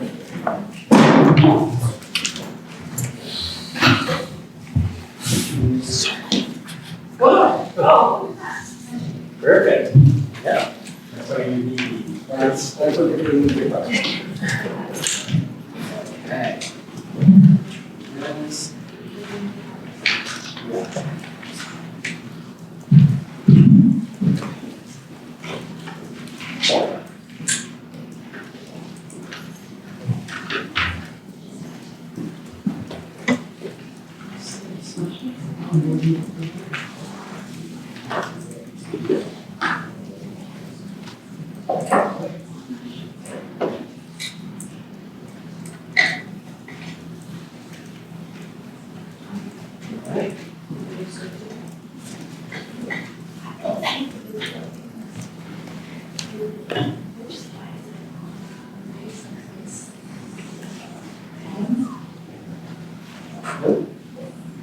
The embedded video version.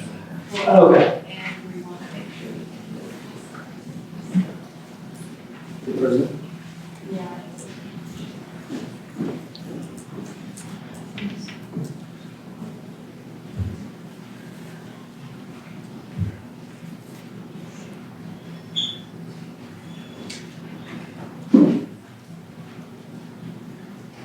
This is the time for the Jeopardy music. 15.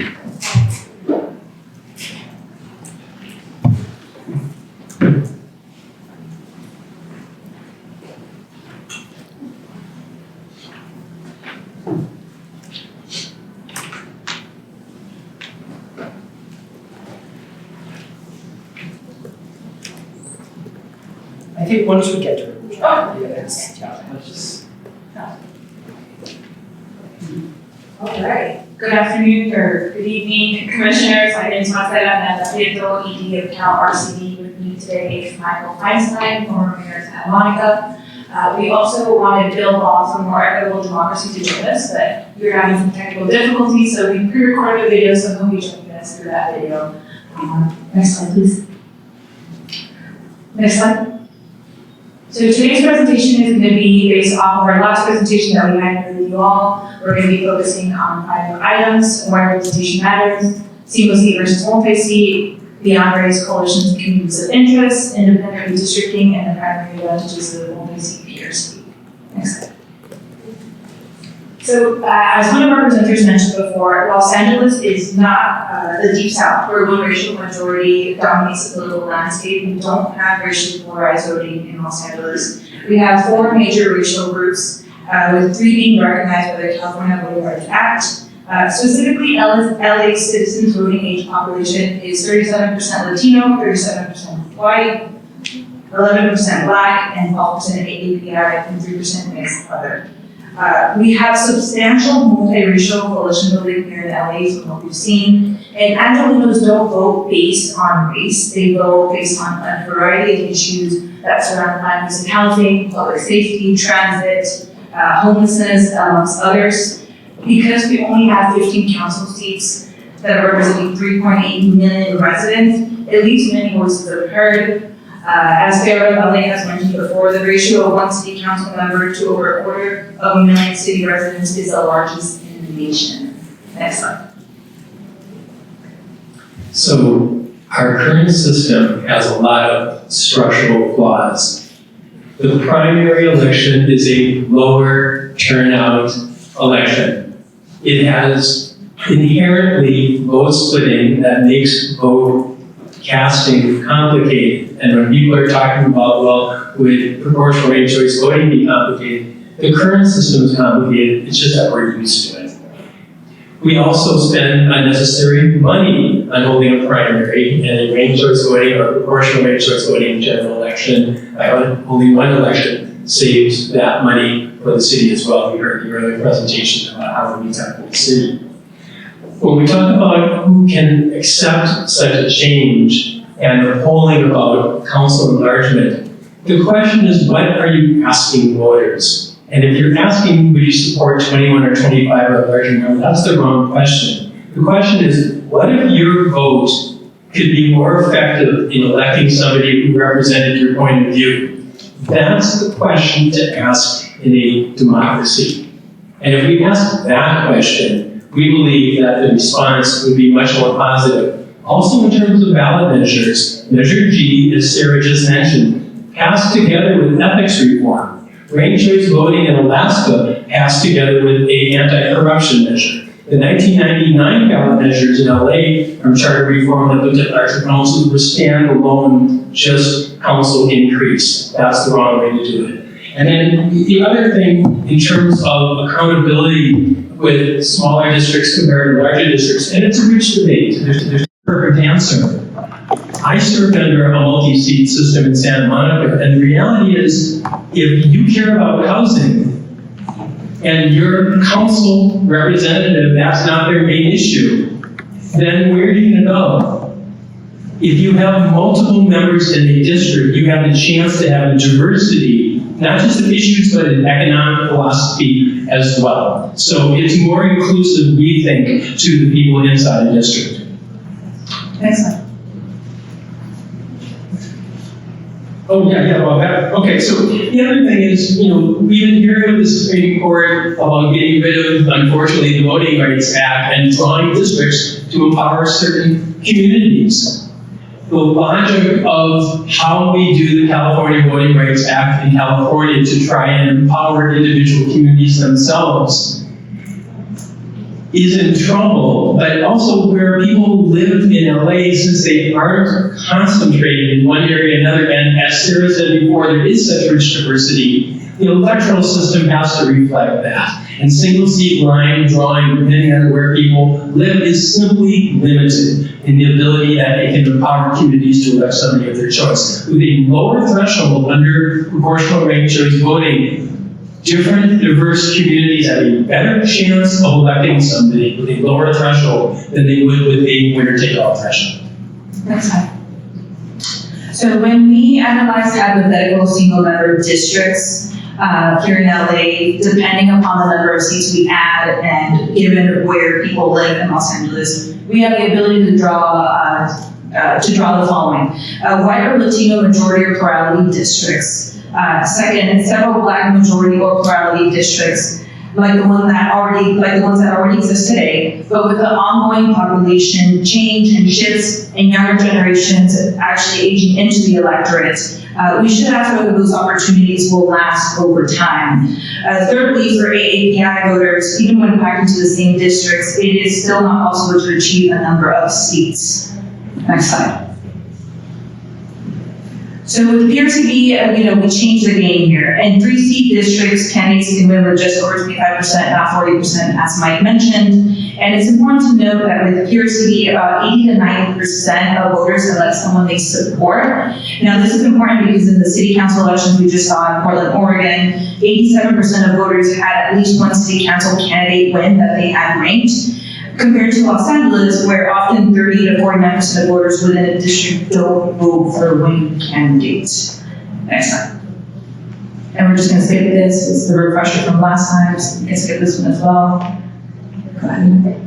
So, when we go through all the mapping, one of the interesting things that we find, and one of the earlier public speakers during public comment talked about how some of the mapping we did was maybe not realistic. The point in doing that mapping was to gerrymander to the greatest extreme to try and say, how could we maximize certain communities to elect a candidate of their choice? So we took it to the ridiculous level. And the interesting thing that we find is that the tools that the insidious Louisiana voting rights case, what the people want to do to undermine the voting rights of Black communities, they're packing or cracking, where you either take a minority community and pack them so tight that they can only elect one person when there's enough of them to elect more, or cracking when you divide it into so many areas that they don't make enough of a constituency to elect somebody.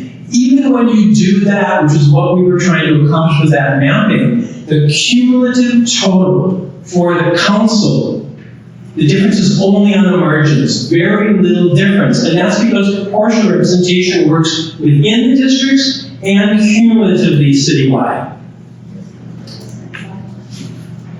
You just explained some of this, so we can go to the next slide here. Cracking, packing, one more slide. And one more slide. Thank you. So this is the actual video that we embedded.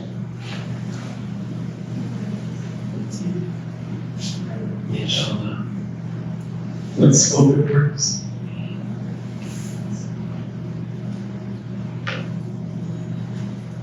Next few slides. Great, great.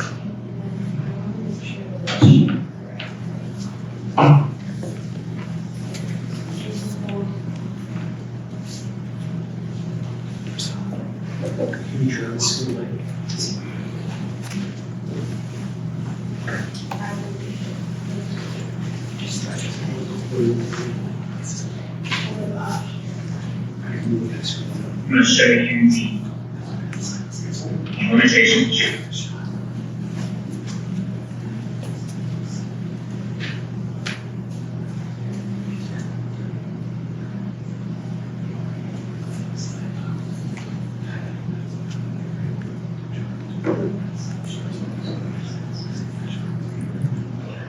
When it comes to multi-member districts, the map we're seeing right now is the current city council boundaries. It's a 4-point map showing the largest racial majority by census tract. So all of the green polygons that you're seeing indicate that APIs are the largest plurality within that census tract.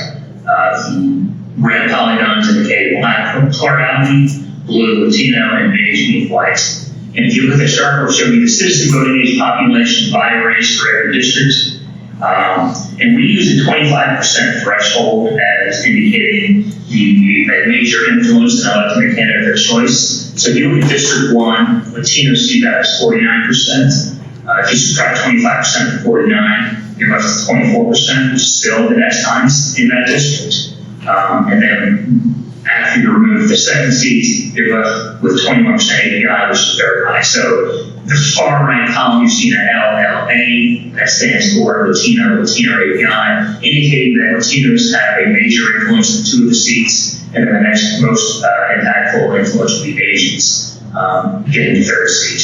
And we've highlighted where each race has a major influence in 3 seats. And so for APIs, for example, you can see they have a major influence in Districts 1, 5, 10, 13. Blacks have a major influence in 3 districts, 8, 9, and 10, but in District 8 there be 2, so that's 4 total, and so the next few maps, I really wanted to push gerrymandering as much as I possibly could. In this map, I am trying to pack I'll change colors and white voters into single districts as much as I possibly could. This map is very realistic, but it's kind of an exercise in showing if you really went crazy and tried to gerrymander as much as possible, what would happen? And so you see 13 in the middle here is kind of a crazy little district, maybe not realistic, but we wanted to make it extreme just to make a point. And so in this map, I'm trying to pack particularly APIs in black into as few districts as possible. So all black voters are in District 2, or the majority are packed in District 2, and API voters are combining Chinatown and Koreatown in one single district. And then again, when it comes to Latinos and whites, I'm trying to pack them in the same district as well. And so 15 is very, very white, and 13, and so forth. And when you look at the map, you still find out that you have large influence for all racial minorities, APIs getting 3, and black voters still getting 3 seats. I do the exact same thing. I'm tracking voters now, and so I'm doing everything I can to crack particularly black and API and Latinos as much as I possibly can. It's hard to tell from this map, but I've cracked black voters in 3 different districts, districts 1, 2, and 3. I've cracked APIs as much as I possibly could, maybe between districts 5, 6, 9, 15. And then you go to the northern part of the city, I'm trying to crack Latinos as much as I possibly can, between 10, 11, 12, and 14. And again, even when you crack those, APIs, blacks, Latinos, whites, they all still get a proportional amount of votes. And then to start that, again, the same thing. At this point, I'm trying to maximize the influence of blacks in API districts as much as I possibly could. And even when I intend to try to do that, it still comes out proportional. And so we look at all 4 maps together. The current map, packed, cracked, API, they're all about the same. The current map is 2017, 4 as far as Latino, white, API, black representation. Packed is 2019, 3-3. Cracked is 2017, 4-4. And even when I'm willing to maximize black and API districts, it's 1917, 4-5. You can gerrymander as much as you want, and there's not much you really can do. We did this, remember, Deliberations 15 is made up for all these different functions. The last one we showed you, I did the exact same thing for 9-member districts. And again, there's not much variation in these maps. You can pack and crack. You can have malicious intent, you can have good intent, and you really can't gerrymander when it comes to multi-member districts, as opposed to single-member districts.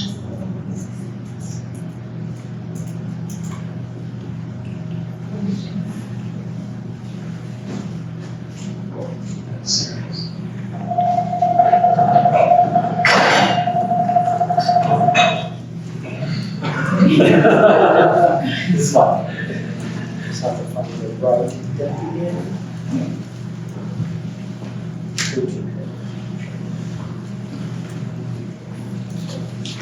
Mr. Speaker, would you like to reclaim the balance every time? Oh, yeah, that's fine. I'm not against Thank you.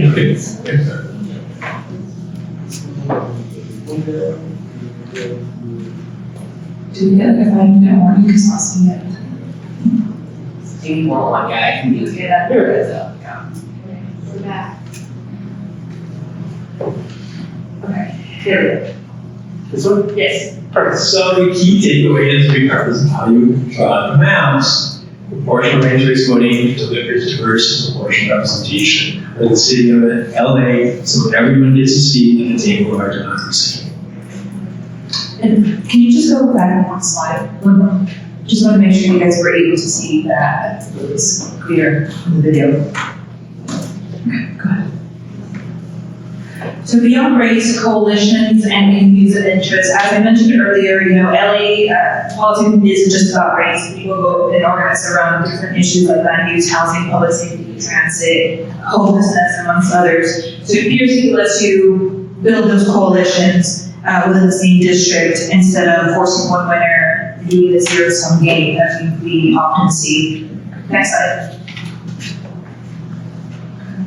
So the thing with the independent districting commission is obviously it's important because we took the drawing the lines out of the politician's hands. It's necessary because it's insufficient because of the limits of single seat districts. Not only pitting one constituency against another and not delivering enough representation for everybody, But when we talk about accountability in single seat districts, yes, there is some accountability that goes with trying to be the majority, but what if you're a homeowner in a majority renter district or vice versa, and all the debates we're having about land use in Los Angeles over that? If you're on the losing side, there is no accountability.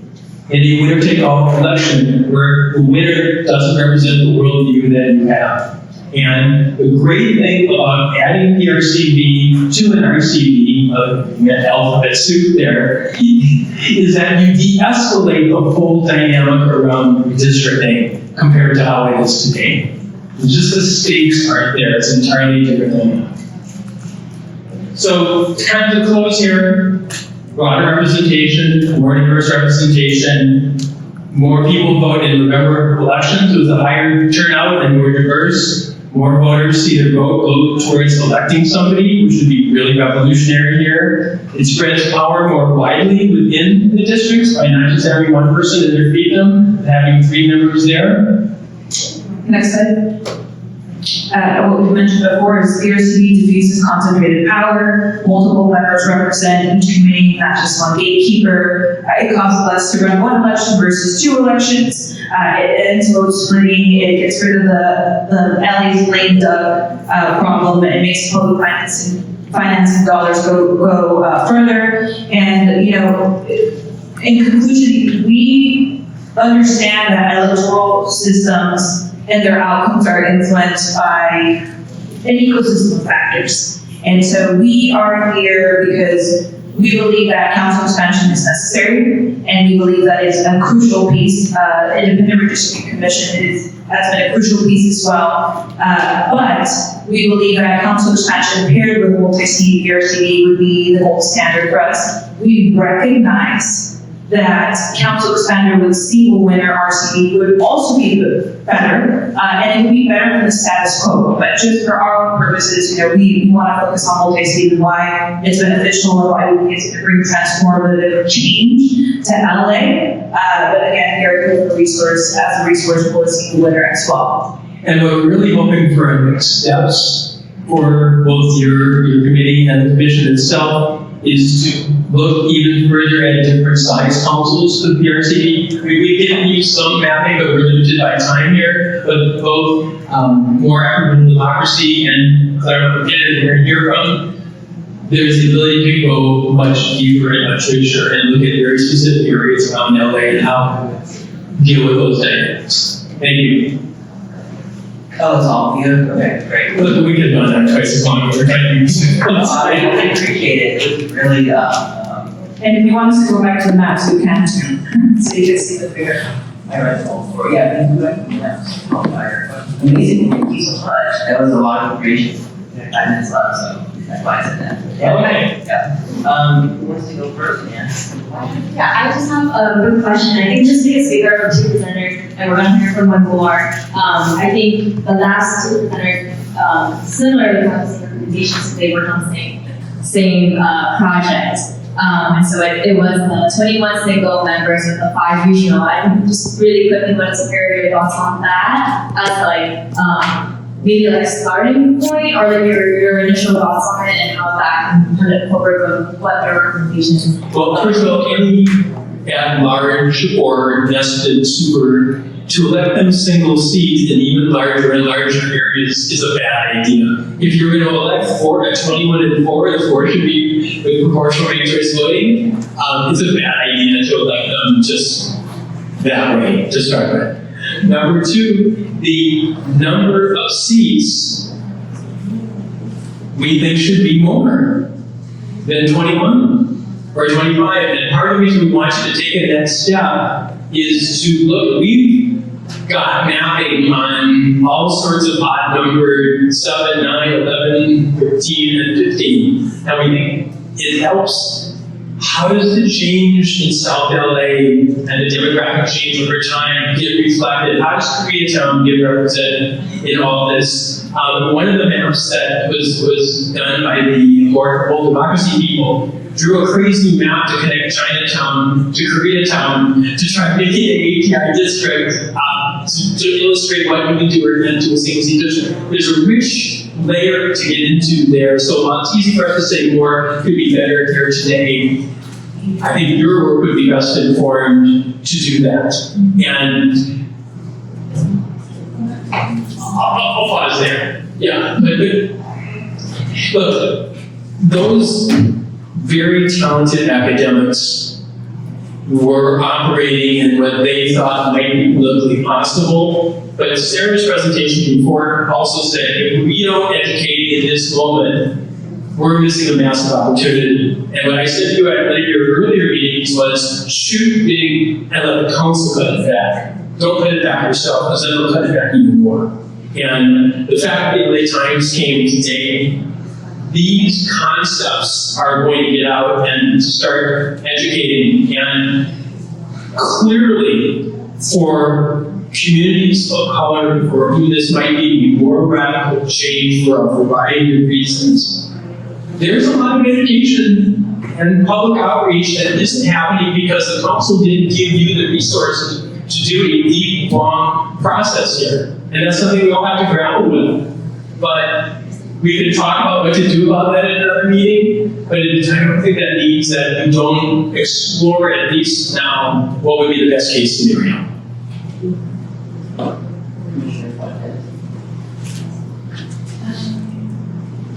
I agree, I'll go first. Yeah, I know that we talk about how breakfast voting might look like primary, and it asks staff to look into this too, so you might not have to worry very make sure it's complete and it's okay.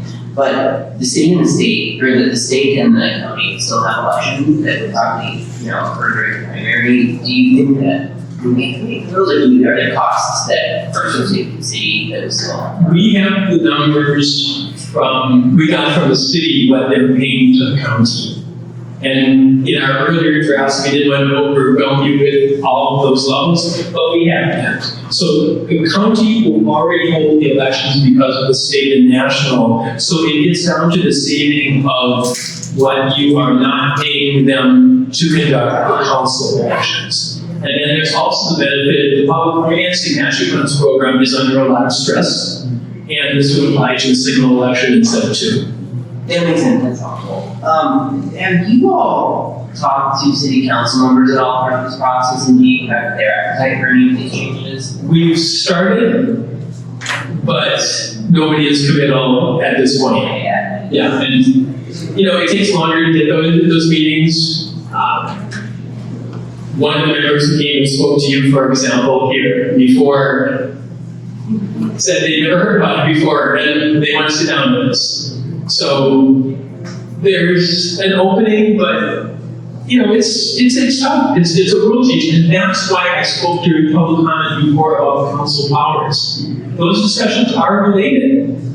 I think for us to advocate for PRCV, we'd love to wave a wand and just say do that without having to discuss other things, but they are connected.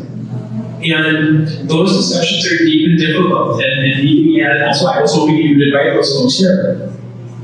That's great. My last question is, let's say the larger commission, the full body, they want a number smaller than 27, so it's a little bit harder to get multi-member seats, a number smaller than 27. Do you still want do you still want ranked voting to occur in those? 1,000%. Those are all my questions. I have around two, but feel free to. On one of your last slides, you only mentioned that RCV could potentially address linked out scenarios. What kind of those bullets there? It might be that one. Yeah, can you speak a little bit more to that about? When Ulysses won her seat, she knocked out the incumbent in a March election. That incumbent stayed in office until the new council was sworn in December. A RCV or PRCV election in November means any defeated incumbent is out within a month. And it is bad for public policy. For somebody who the public has already said, we want someone else to be in decision-making authority for that many months afterwards. So move it to November, swear everybody in December. And then just as a follow-up, in your opinion, would we need complementary reforms to prevent voter disenfranchisement during that period? Those, in the current system? Of transitions. Well, if the transition is 8 months, that's bad. I don't know how you protect yourself. I don't know what kind of conflict, certainly, we can all imagine weird conflict of interest dynamics that might not be discovered until later that somebody gets into because they know they're on the way out. There are a lot of scenarios that can go with that. If you don't think the council is willing to even get rid of primaries and go to general election RCV, then one of the things to tell them is you are condoning a situation that not only has lower turnout, and you say you're for diversity, you know it's less diverse turnout in the primary, but you're also allowing this kind of system where the incumbent can stand too long. Thank you. Another one of the next small advantages is, you may remember from the last mayor's race, 3 candidates dropped out after early voting had begun. People who cast early votes, for those people lost their vote entirely. If you had ranked choice voting for those races, then their vote just goes to the next choice. And it's also the case with people who are voting absentee who are in the military, who tend to send their votes in earlier. So it's just a lot of good advantages of that system. What's your ideal range of Republicans inside of the seats, the high and low end? Look, I used to live in Stockholm. They had 900,000 people, they had 101 seats. That's not going to happen here. In a perfect world, New York and Chicago are in cities. We have 15 council districts now. We heard one of our great public speakers before talk about not wanting to have super large districts. If we had 15 3-seat districts, amazing. That's probably not going to happen. Why we want to engage you with looking at smaller councils with mapping and a lot of other variables thrown in there is for you to have those tools to look at. It's not going to be 15 districts, how many and what are the pros and cons. And ultimately, having a compare and contrast report that you could present to your entire commission and to the council that really lays that out would be wonderful. I have one final question. And this was brought up during public comment, but there's been a remark made that tabulation will not begin for all the ballots are counted. Is that true? Because in California, as you know, we are very slow at counting all ballots, so it's curious. The cities in the Bay Area that use this get theirs done pretty quickly. They do. I mean, the votes have to come in a certain day. It's a smaller city, there aren't that many in the process. Oakland and San Francisco go pretty fast. But everybody has the same, date limit to have all votes counted, so it's not going to be fast voting, so. Yeah. Anybody else around? See, that's one of the things that if you decide to look further, we should be getting reports from San Francisco and Oakland for you on those kind of questions. Portland, for example, when you're looking at services, Portland has single offices for filling potholes that all 3 council members have stacked up together. So policy-wise, they're different, but service-wise, so there's a split there. So these are the levels of detail that would be really helpful. And maybe you could have a speaker from Portland talking about how we do that delivery services when we get the remote nailed down, and same thing with the mayor cities. Well, thank you both so much for joining us today. It's second time, so we really appreciate it.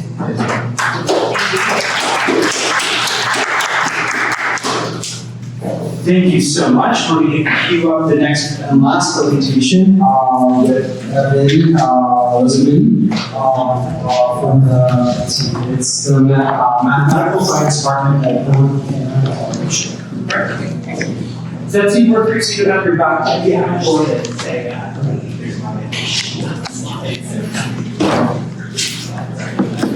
Hopefully the process will get something. We're hanging around for so long, it's really appreciate it.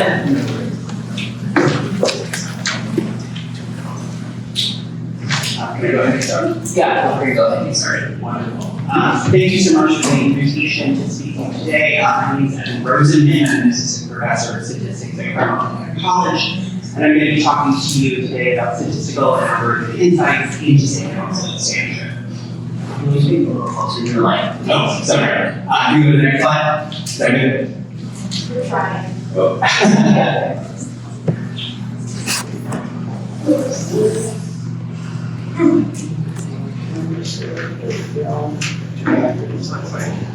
That's it.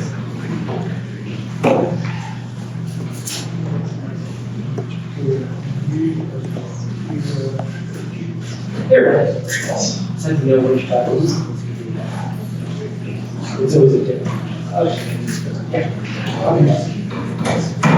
Okay, well, I do want to just briefly acknowledge my many wonderful collaborators. We're primarily my co-lead team, Sara, who's an associate professor in math and McKenna, as well as more than 15 undergraduate and graduate research assistants who have contributed to this work, and the Haynes Foundation, which is generously providing some support. Can we go to the next slide? So I want to just enter the discussion by highlighting an approach we took to understanding the challenges of city council expansion. So our analysis is essentially a two-pronged approach where we combine insights first from the voter file with ensemble maps generated via random walks. So we obtained, for the first prong of the analysis, we obtained the 2020 and 2022 voter files, the list of all registered voters in Los Angeles as of those elections. And we conducted two key analyses. First, we used modern methods for race imputation to try to estimate individual level racial self-identification as best as we could using individual geolocation and name. And this analysis allows us to get deeper insights into the actual makeup of LA's electorates. Second, we used modern methods for ecological inference to try to better understand the voting coalitions within Los Angeles.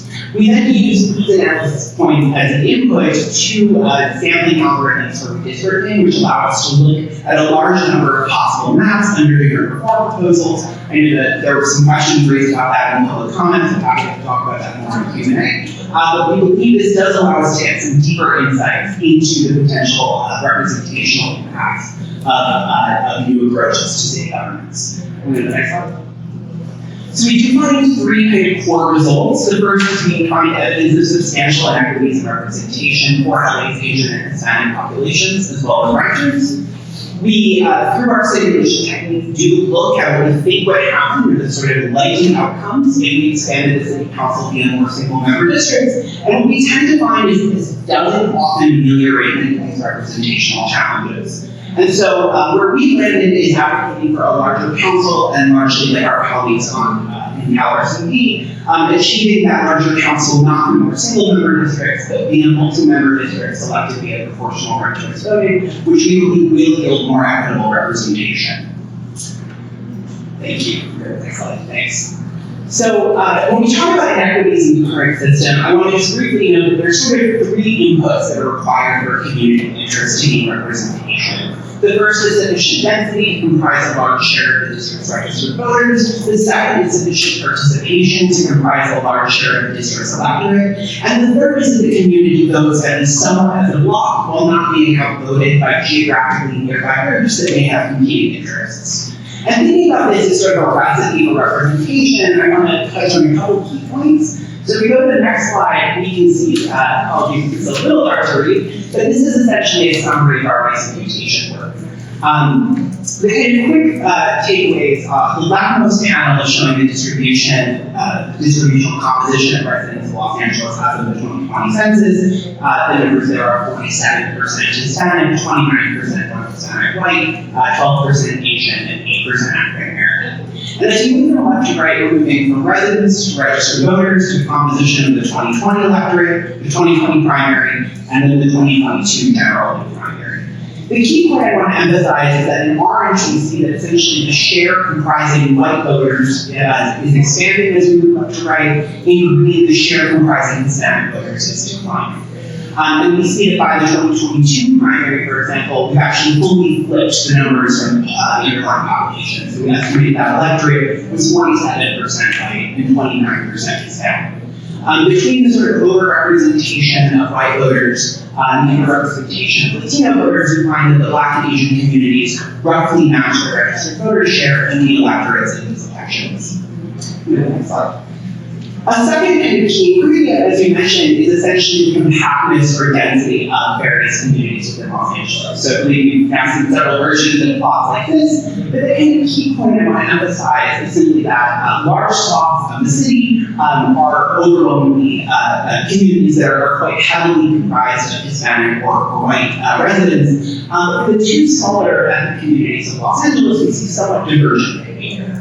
So in particular, the Asian community of Los Angeles is significantly more diffuse. We see the brighter colors representing areas of higher density are quite sort of small on the map. They're hard to pick out, essentially around places like Koreatown and Chinatown. And we don't see areas of very compact Asian voters. The Black community, by contrast, we do see this area in South Central Los Angeles that does have higher density sort of the Black community and then less confusion around the city.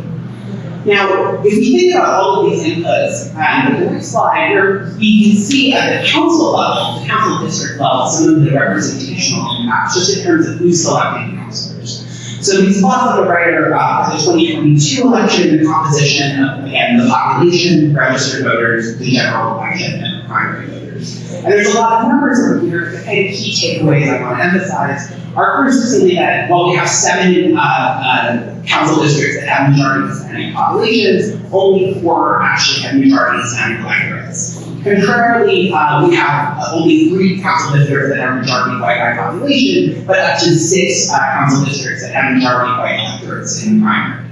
And lastly, because of the diffusion issue I highlighted on the last slide, we know that no electorate in any council district in either the general or the primary was more than about 1/6 Asian American. So the community never came close to attaining a majority in any of these districts.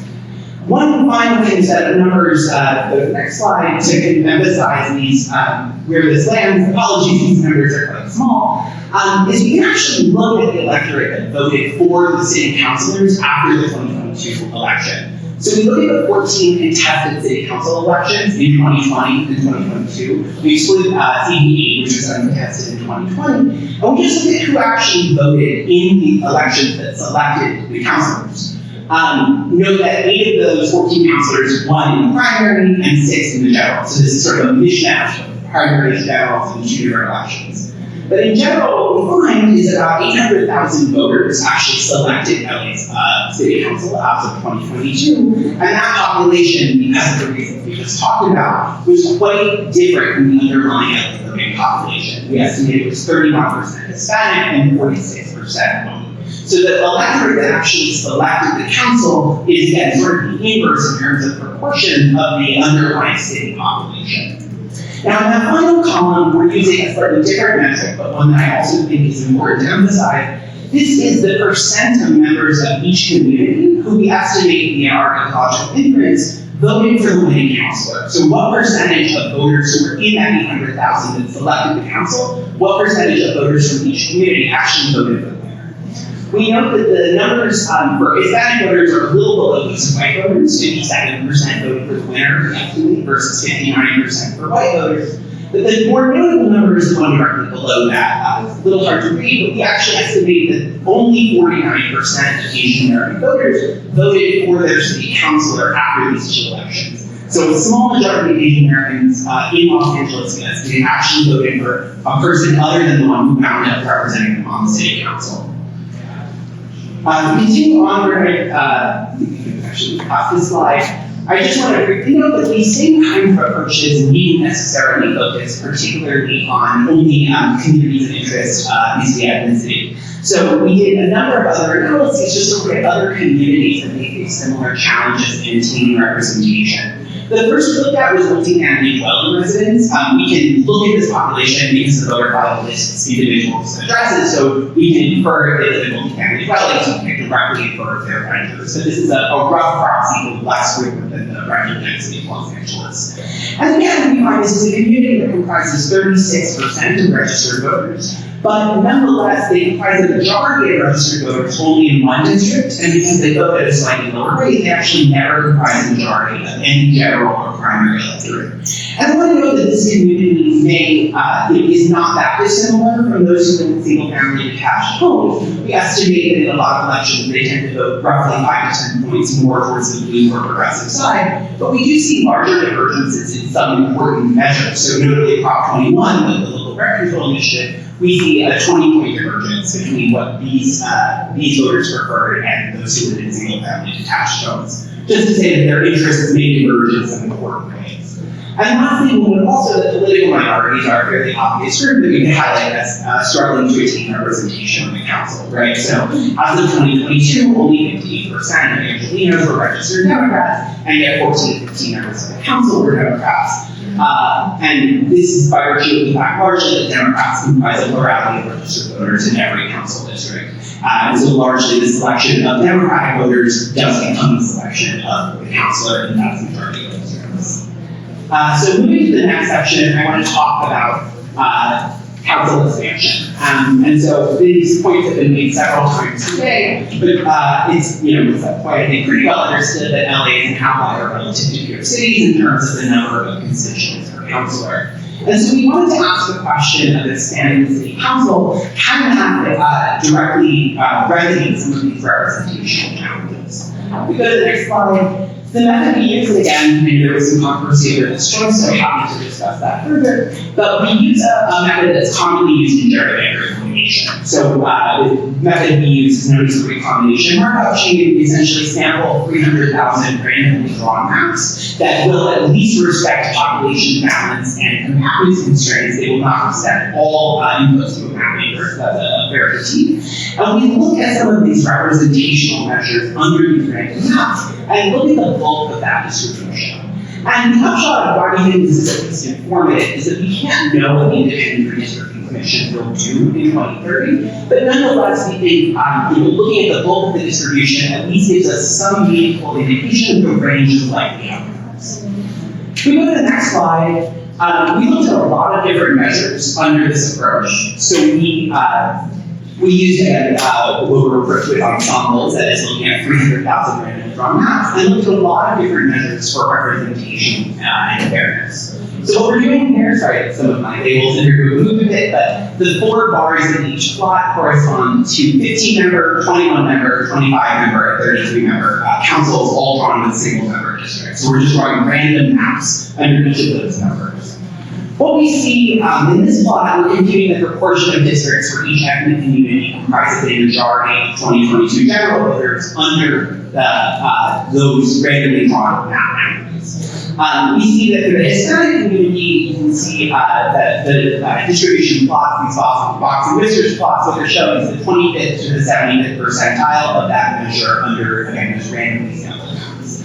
So for the Hispanic community, you can see as we move from 15 to 21 to 25 districts, we actually can see a slight decline in the fraction of districts that are exhibiting a Hispanic majority. There's a slight increase at 33 districts, but the general point is that as we move from left to right with any of these plots, we don't see kind of large representational changes, at least in the bulk of the distribution. The kind of modal outcome is not tending to sort of ameliorate some of these representational challenges. I will note the plot in the lower left reflects this challenge I raised earlier, that for the Asian American community, even up to 33 single-member districts, we still cannot draw any majority Asian districts, and so that's why all of those plots are just essentially a single dot. One other measure I want to mention briefly is what we call a geographic inefficiency measure, and this is just one other way to kind of look at voting power in Los Angeles. What we do is we look at the 2022 mayoral race, which is heavily contested, and we look particularly at what percentage of each ethnic community voted for the winning mayoral candidate within their districts. Noting that Caruso won 5 districts and Bass won 10, but we can recompute those numbers under lots of different maps. Now, under the existing map, the inefficiency of various communities' votes is not incredibly dramatic, but we know that we estimate 44% of Hispanic and 43% of Asian voters voted for the losing mayoral candidate within their district under the current maps, and that's compared to 41% of white voters and 27% of black voters. Because the next slide, we again just simulate with these ensembles whether those efficiency measures would essentially change as we randomly sample 15, 21, 25, 33 district maps. And again, the central point, there's a lot of data on these slides, but the central point I want to emphasize is simply that as we move from left to right, we don't see pretty dramatic changes in those efficiency measures. We see a small decline in the efficiency of black vote in the city, but overall, the little arrows to y-axis here, the bulk of those distributions are not shifting very dramatically. So I'll wrap up by just saying, I don't want to leave exclusively the kind of negative messaging on sort of expanding the city council. I do want to first make one key point though, which is sort of where is the community going in Los Angeles, and what do we think the future is going to look like? So again, apologies for size here, but what I have here in the first two columns is the percentage of the city's population that comprise each ethnic community as of the 2010 and 2020 censuses. And then from in the latter two columns, they're showing the percent of each racial community that lives in a census tract in which they comprise the majority. The key points here are twofold, right? First, we do see a decline, particularly in the size of the black community in Los Angeles between 2010 and 2020. The second is that if you look at the numbers in these latter two columns, you can see that they all either stay the same or go down. And this reflects something that was raised earlier, that we are seeing LA have more racially discriminated communities. By and large, we think that's a good thing, but it does also mean that some of these challenges in compactness and density are probably going to be exacerbated in the future. Go to the next slide. For this reason, we also find that by and large, sort of the best opportunity for representation for more groups can be achieved via non-majoritarian voting methods. And so we did an analysis of proportional ranked choice voting with 3-member districts, and the method that has already been discussed by Cal RCV, so I won't bother repeating that analysis. But we believe there are a number of benefits to this approach that are undergirded by some of the analysis we've already shared. So if we go to the next slide. As mentioned earlier, this obviates the need for primaries, which we find have most non-representative electorates, particularly among Hispanic voters. It also allows communities that do not comprise a geographic majority within any geographic unit to attain representation. And this, individuals can disagree on whether or not this is an advantage or not, but it does reduce the number of districts that have to be drawn in order to attain a larger council. Now, I think that may reduce some conflict with, for example, resource allocation, although it also could induce other conflicts in terms of larger districts and their applications. So I want to wrap with just some thoughts. Go to the next slide. Again, apologies that there's a lot of numbers up here, but what we looked at are basically what the opportunities look like for different communities, simulating under this idea of what a chain of council of a given size via multi-member districts versus single-member districts. And we are, as mentioned earlier, using 50% and 25% thresholds for basically how much the community comprises of the electorate, acknowledging that those may be significantly higher than are necessary for a community to attain representation. But the central idea from this plot, as we move from along the x-axis, is that we're increasing the number of districts, the number of councilors, and then we're seeing with 1-member districts in blue and 3-member districts in green, essentially what the opportunities for representation on the council would tend to look like. By and large, we find that the fraction of the council selected by Hispanic voters tends to be larger, that is, all the green distributions are above the blue distributions at larger council sizes. Also, a sort of smaller point is that this does also seem to narrow some of the potential for sort of ill-drawn maps. And this goes to what our colleagues at Cal RCV noted, that it's sort of harder to gerrymander a very unrepresentative map under this system. If we go to the next slide, we'll see this is the corresponding slide for the Asian American community. The challenges still remain that even attaining a 25% Asian district via general election voters remain. But those green triangles at the top show that at least an intentional map drawer at 27 districts or more could, if we use multi-member districts with three councilors, draw Asian opportunity districts, which we don't find is possible using single-member districts. In the next slide, we show the corresponding results for the Black community. Again, we see by and large stable or better electoral outcomes for the Black community, and potentially, as I mentioned earlier, some benefits as the diffusion of various ethnic communities in Los Angeles continues. And lastly, we see significantly improved opportunities for voters in multifamily housing. So again, the key point here is that the green bars are above the blue bars, indicating better opportunities for representation or selection of councilors and choice. So just to wrap up, I want to note where we landed.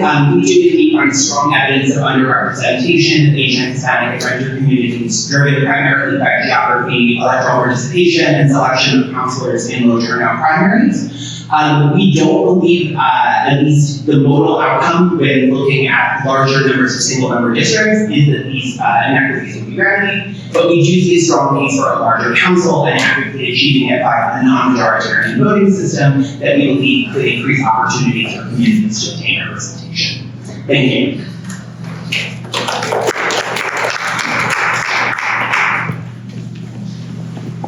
That's great, thank you so much. I have one question. So with that, all of your research, do you have a recommended upward and lower bound? Or, I mean, I saw it on the Asian voter slide, but do you have one that you think is unreasonable? Sorry, lower or upper bound? Yeah, what's the range there? So certainly I think the thought around representation of the Asian American community does point to 27 being a sort of reasonable lower bound by virtue of the fact that we can at least start to draw opportunity districts at that number. We don't see sort of big changes in representational outcomes above that number for many of the communities we look at. So I don't want to sort of, I think 45 is too high for many reasons, but I think 27 is a lower bound, and some on multiple of 3 lower than 45 is probably a upper bound. Yeah, that's helpful. And I asked the same question of a few of the other presenters, but I'm toying with the idea of, throwing so many new changes at voters all at once. And obviously, this would do that because multi-member is proportional to district voting. But what are your thoughts on it? Is that bad? Do you think that the benefit of a more representative city council outweighs any growing things that we see? Sure. I think there's a couple of key points I want to emphasize. First is just that LA would not be the first to have made some of these changes. And so we do have the opportunity that because, for example, Portland, which is a very different city on connections, but Portland has implemented a similar system, we can learn on some of their encouragement opportunities and try to deploy those in Los Angeles. I do think we're starting to really see some of the loss of compactness of ethnic communities, in real time appears to be necessarily changing representational outcomes. We're seeing this, for example, who's filed in CD9 for next year's primary, just to see council member Christ. So I do want to emphasize that, in relatively short order, I think we might see some of these representational challenges become significantly more severe. And to me, that does give a good case for, with lots of voter education, with learning as much as we can from peer cities, trying to make a number of changes sort of with haste. That's helpful. I have one follow-up. It's a hypothetical. But I mean, the commission is looking at many things, and a few of them could actually increase population density. And with an increased population density, you can get it even harder to draw single-member districts with, let's say we build more downtown, we build more in the valley, what have you, right? Especially with what the state government is asking us to do. Right. Do you think it'd be harder to draw single-member districts if there's more, highly dense populations? Right. The advent of SB79 and a variety of other changes, I think, certainly could change map representatives. And the fact that the maps in 2010 and 2020 had a number of sort of similar features, for example, vis-a-vis kind of how they split some more typical geographies of Los Angeles, I do wonder if changes in density may sort of exceed the speed at which kind of historical map drawing tendencies update. So that's just to say, if we see an increase in population density and continue to single-member districts, some of the sort of historical heuristics that have been used may very rapidly become less useful in kind of attaining representation for different communities. So that is, I think, another point of concern. Great, thank you. Commissioner Mack, Yeah, thank you for your presentation. I think you provided a lot of data points and graphs, and so definitely I personally need a little bit more time to just kind of look at every single one. And so I think I would ask kindly if we were to follow up with some questions and we can kind of touch base with you afterwards. But I think I do have a clarification question in terms of your methodology and kind of the data that you pulled to create these graphs and charts. Were you looking at specifically in terms of representation, population numbers, or any other format is something you use to see that? Neither actually. So most of the numbers we looked at, we used representation on the voter file itself, and so most of the numbers we're looking at here are actually looking at the actual 2022 electorate and essentially cutting it up along different district boundaries. Now, that is an important assumption is we're essentially holding 2022 turnout constant, and it is if there are purposes of a larger map, we may see some benefits to voter turnout just because people know council candidates a little bit more intimately. That being said, I think this does give us a deeper insight into sort of who is actually selecting the council in Los Angeles. Thank you. Commissioner Fuentes. I guess my only question would be, from your perspective, what do reforms like RCV or multi-member districts actually do, if anything, to change who participates rather than who just wins?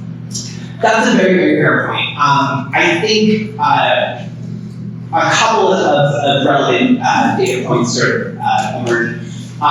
One is, we have seen kind of differential behavior in a number of places that have implemented these kinds of reforms. Unfortunately, places like Maine and Portland are so demographically different from Los Angeles, it can be a little hard to draw any useful conclusions. I will say we did some preliminary analysis looking at the New York primaries in 2013 and 2021, as well as what happened in Alaska, and we see kind of very divergent behavior. So, and again, this is preliminary and I'm happy to follow up offline, but we did indeed see that, for example, between the 2013, the primary that selected de Blasio and the 2021 primary for RCV, we saw a significant increase in Asian American turnout between those two elections. Larger actually than the increase in the turnout rate for the white community, but we did not see a corresponding increase in the turnout rate for the Hispanic community.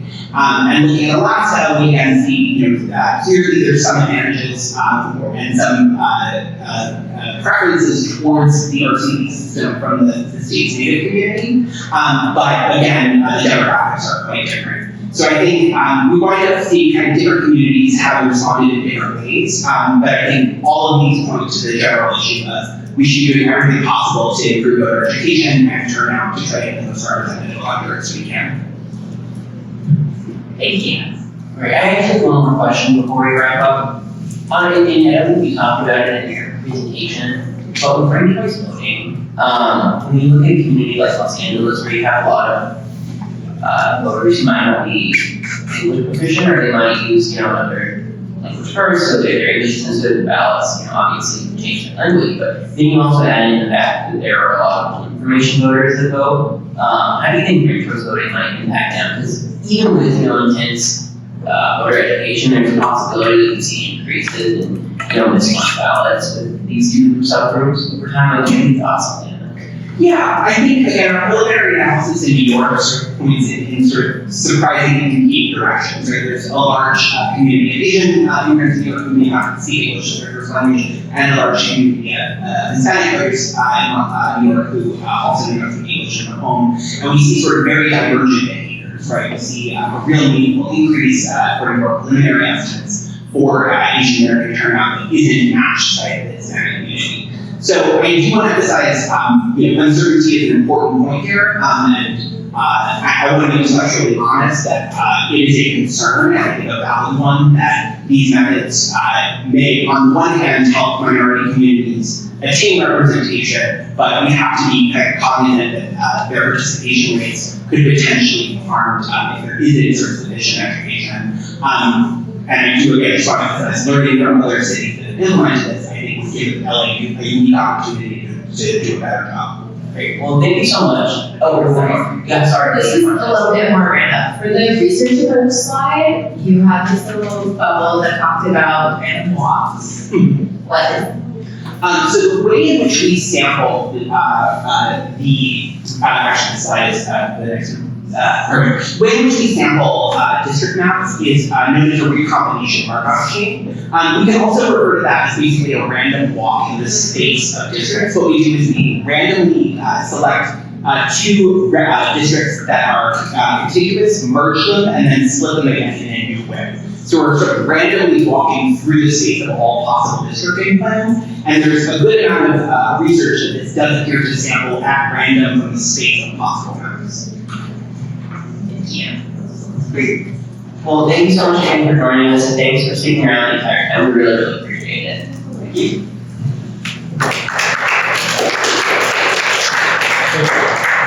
Do I have a motion to receive and file today's presentation? So moved.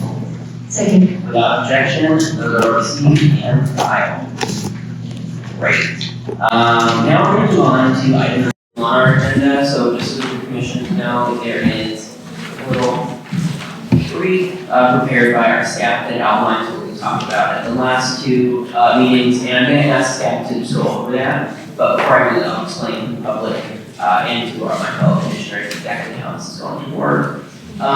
So basically, using the information gathered at the last two committee meetings, we're going to talk about our top line opinions, thoughts, what we're thinking about moving forward, what questions we might actually ask staff to unpack in their staff reports, things like that. We're not going to be voting. It will be similar to what we do in the larger commission, but this information will be used to help guide staff. It will be used to actually help guide public comment, because if we raise a question that you might disagree with, or you might think that we have done wrong, this is the perfect time to submit, really substantive public comment, as opposed to I support ranked choice voting, like to really answer some questions that we might have. But that's how this will work. I'll let staff just talk about their document a little bit, and I think it combines actually both items 2 and 3, so we'll only have to do that once. But either Max or just take over. Well, I'll just start by reading item number 2 for the record. Comment and discussion on issues related to executive officers, including reviews and charter provisions relating to the current distribution of legislative, executive, and administrative powers among elected offices, exploring reforms,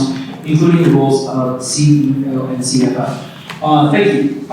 So what our team has done is basically done a short form document, just going over, both, items 2 and 3, CEO, CFO, and then provisions on election voting.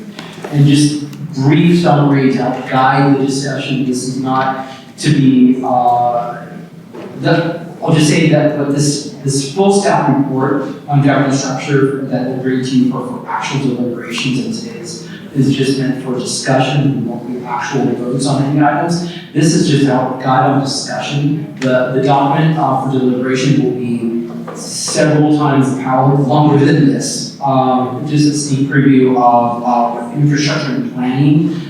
Staff report is shaping up to look like it is over 30 pages at this point. We're close to 40? We're past 40.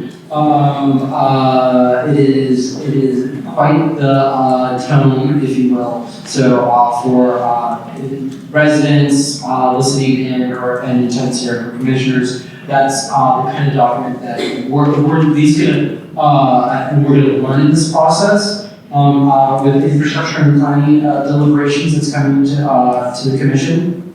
But this is just a much briefer bullet points and pointing out where the charter sections are to help form your discussion.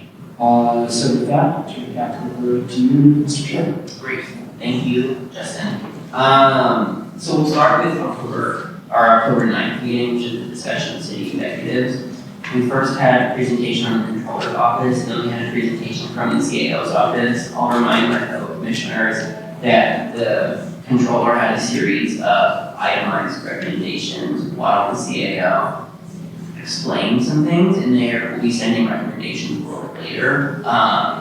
So there's a little bit of discrepancy because it's possible that their recommendations might be at odds with the controller, but without that, does anyone want to talk about, and I'll do this, you share, and then we'll call on you, but does anyone talk about how they're feeling about any of the controller's recommendations? You can start off.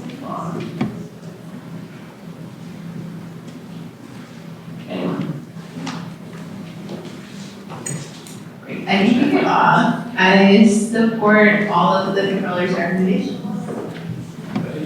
Kick it off with that. I actually have a different opinion. I support most of the controller's recommendations. I think that recommendation 1, having budget independence, is a non-starter. Clarifying that they have audit authority for all city programs is also really important. Then to try and fraud, race, and abuse division, I think that's really important. I'm hesitant about naming the controller as the CFO because I think an advisory CFO is a little difficult, especially considering the CFO would have to give financial advice, but they would also have fraud, waste, and abuse oversight. So I think that giving someone that much power, especially not individual that much power, might have political consequences that affect policy. So I'm open to what CAO offers as a rebuttal.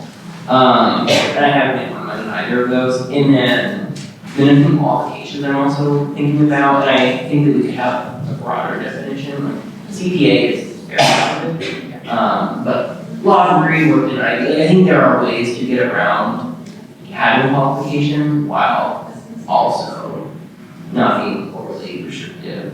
And we can continue to back and forth. So the first time I mentioned something, so Commissioner Mack, do you have anything you want to add? Yeah, I think I'm just gonna talk out my thoughts a little bit, so just bear with me as I'm going to kind of recollect what we've been learning from our presenters and just what we've been hearing from the public. But I think I'm gonna take more of the lane of kind of areas where we can look for more interpretation and where staff can help us kind of give a little bit more in the staff debriefings and documents. And so I think just naming a pain point I've been hearing around the financial operations of the city is that the financial operations is kind of scattered across the city. So we have the controllers do some things, we have the Department of Finance, and then we have the CAO that handles the budget, right? So it's across the city.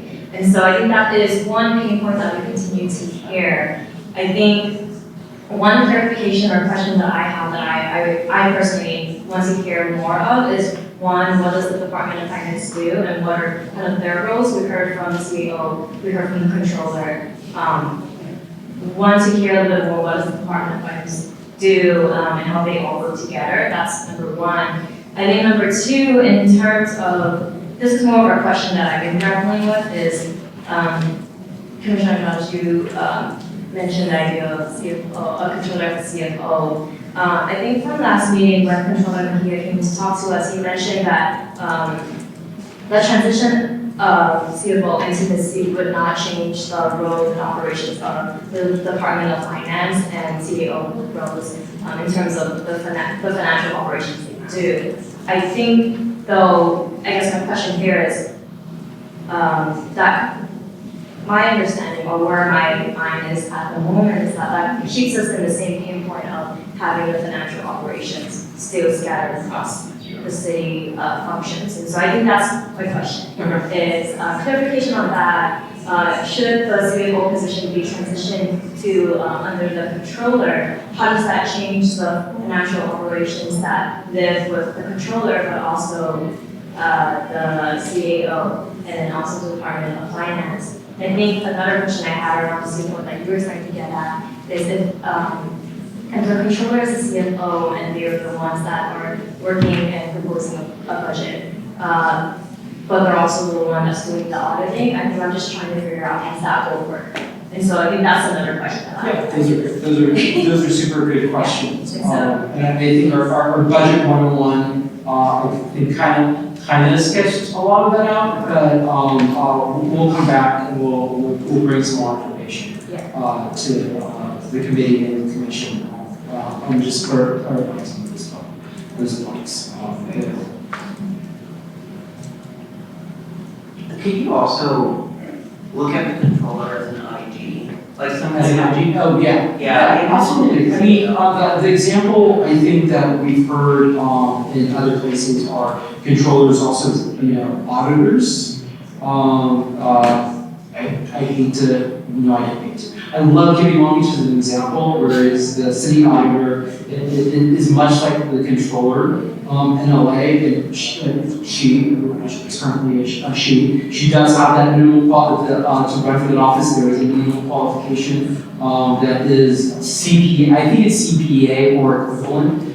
There's very little equivalent, but it is a mandatory qualification, just like to be city attorney or city prosecutor in Long Beach and city attorney. Definitely here in LA, you have to be attorney. So those are similar, but then it's strictly more of an auditor function in Long Beach and in other cities. But there are cities, be it where they call it an IG or not. We'll look at that. We'll look at IG examples. Commissioner, Yeah, just to a point that Commissioner Mack brought up. So with the CFO and controller being in the same wheelhouse, for lack of a better term, the mayor would still propose the budget, the council would still approve it, amend it, and then the CFO controller would have that piece about the realistic revenue projections. I feel like that was something that I feel like was really eye-opening hearing his office coming and presenting the disparity between what they're working when it comes to the budget. So if anything, that kind of gives me further cause to really consolidate those two roles in the same place. I don't see it as a conflict of interest necessarily. Yeah, I think that's fair. I am open to not seeing it that way. I just want to wait for CAO's recommendations. They were pretty adamant about not making the powers of elected official, but that's really fair. Great. Any other top-line thoughts about this? I think just adding on for what would be helpful for us going forward, I think just clear delineation of what are the roles of the CEO, CFO, and I think also CAO. Something I've been thinking about is just within the city charter right now, the organizational chart of the city is pretty outdated. And so if there's something that we can refer to, that staff can kind of put up, and maybe you have already, but I think that's a better, I think because earlier stages, like Long Beach came to present and they showed their organizational chart. Yeah. It looks very different from the way that the city does. And so I think that will help our conversations in terms of figuring out kind of how our roles trade. I will try to get this. We will. I don't know if someone has that, or if it needs to be created, or if people might be scared of creating it. But we will dig into that. Yeah, and I have a question. Is this germane to us or to better government? It's germane to, I think you're all talking about budget stuff, which personnel will be digging into as well. It's a little bit, we knew when these committees were created that there's going to be some crossover. Definitely, when you're talking about IG, you're also talking about ethics, absolutely. So yeah, there's unintentional and intentional crossover of those things. But I don't think it's stopping you from having this conversation. Are they going to talk about the controller's ability to not pay a city council member? I know we get talked about it in past meetings, but we're not talking about it here. Oh, sorry. As in, when someone has, ethical. Yeah, I think that's more the better government. Right? Yeah. But they will be. Yeah, absolutely. They're addressing that and the whole process for removal and clearing us with the Mark Lee Thomas situation, obviously. That is what that's referring to. I think they are definitely going to be addressed. I agree. And then one last thing I'd like staff to do. All of this is related to separation of powers and checks and balances. And I think if there was some way for you to visually show us what different recommendations would do to checks and balances and like who has which powers and which branch has more. I think that's easier said than done, honestly. I think an org chart might help us visually see that. And then like listing out, requirements, responsibilities, how they interact with other branches. Yeah, okay. Anything else from my fellow body? Okay. Well, do I have a motion to transmit recommendations to staff? So moved. Great. Seeing no objection, we will move on to item 3, and I will let Justin take it for us. Sure. Item 3, comment and discussion on issues related to elections and voting, including reviewing city charter provisions, operating system procedures, to enhance accessibility, fairness, and equity. Thank you. As a reminder, our weekly voting meeting was on September 25th. We had 3 presenters. We had Lee Truckman from America. He had said that regular RCV attendance bad. However, I think he recommended PRCV, if I recall correctly. Cal RCV also recommended PRCV, and they recommended multi-member seat districts, which we talked a little bit more about today. And then the Equal Vote Coalition recommended star voting, and how it, and they specifically talked about how it eliminates vote splitting, so it was seen as a response to, PRCV. Any offline thoughts on this? I have a question. I would like to see it fleshed out by Scott, not a question. But in here, we talked about how the Secretary of State has only approved RCV, and do we know that if we use an unapproved method, whether that would be legal or we would be sued by the Secretary of State's office and they would try to invalidate that section? Like, can you play that out for us in your paper, please? Sure. Well, I think that's something we can work with definitely the City Attorney's Office on that. Thank you.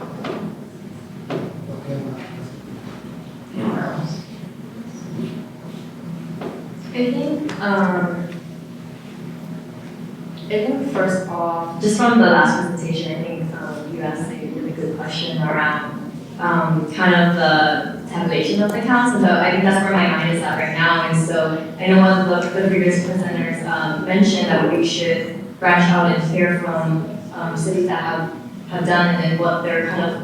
I think right now the recommendations in the presentations has been mainly like what is possible, what are some of the reforms that we can talk about. But I think right now, currently I'm thinking about implementations and kind of what the services would look like. So for example, how the ballots would be counted and hearing from folks who have done so. And so maybe that's something we can look forward to. So if you could rephrase that maybe for example. Okay. So I think more of the question is, would like to hear from more presenters, specifically cities who have done RCV. PRCV. Right, in terms of kind of the way that they've gone about services, for example, tabulating the count. I think that was one of the questions we had earlier, which was, what does that look like in terms of speed and counting? Yeah, and I know it was brought up how it's slow sometimes California is to count them. I think it's a feature. It's a feature, not a bug in California that we take our time. Is because we have some of the most accessible voting rolls, and we allow a long everyone gets an absentee ballot in California, and those take time to roll in and open physically and to physically count them. So the more time yes, there's a balance of taking too long, but I think it speaks well of California, our system, and that we're willing to wait for all that.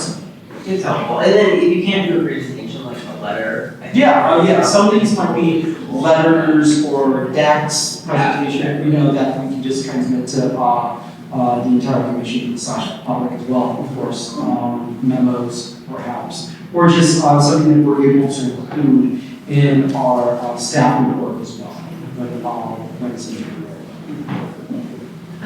For me, just picking up where Commissioner Matt left off, beyond just timeline and looking at what that implementation would look like there, as well as something I've been interested in more so is cost, the specifics. I know a lot of the presenters have been that it would be cheaper, essentially, to move to proportional ranked choice voting as a method, but what that would actually look like in terms of. Yeah, that'd be something that we might not be able to do, like the cost analysis here in LA, that we can ask, other cities to be like, what were the cost impacts? Did you see an increase, a decrease? Was it even? Yeah, we'll do that in our analysis. And then something else I'd be interested in is turnout as it relates to language access. I know it's what you brought up, but if there are any comparisons. Yeah, and to some of the presenters' points, it's hard to compare Portland to LA. But we do have some examples of the divergence between Latino communities and Asian American communities. And one question that I thought of afterwards was why? Was it language access? Is there higher English, higher English levels in the AAPI communities or the Latino communities, or was it something else? So that's something I think we could dig into and find out. Yeah. And maybe comps isn't the right word there, projections would be more accurate. Yeah. Yeah. You can go first.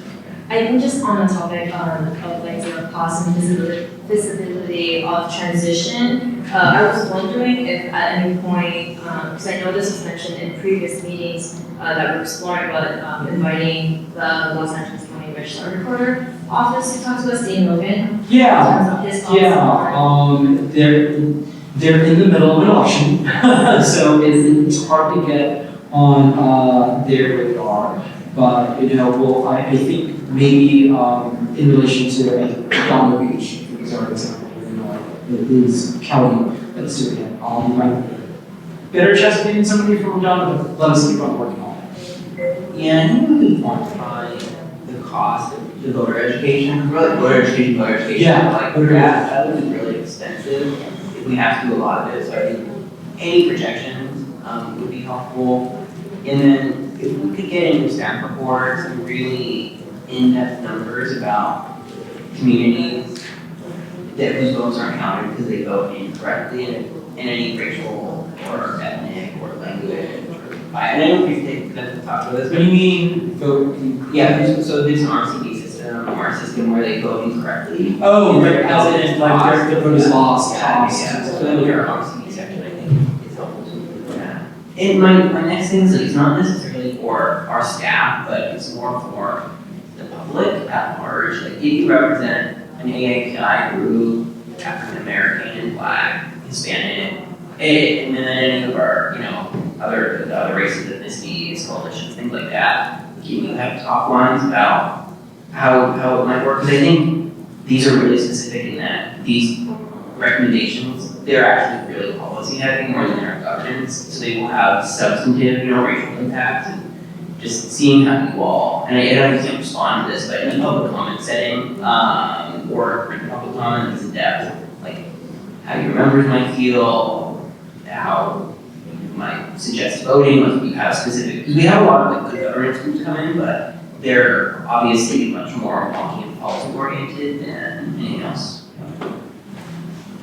Or if anyone has any studies. Yeah, studies are good as well. We are fully open source on the regularly.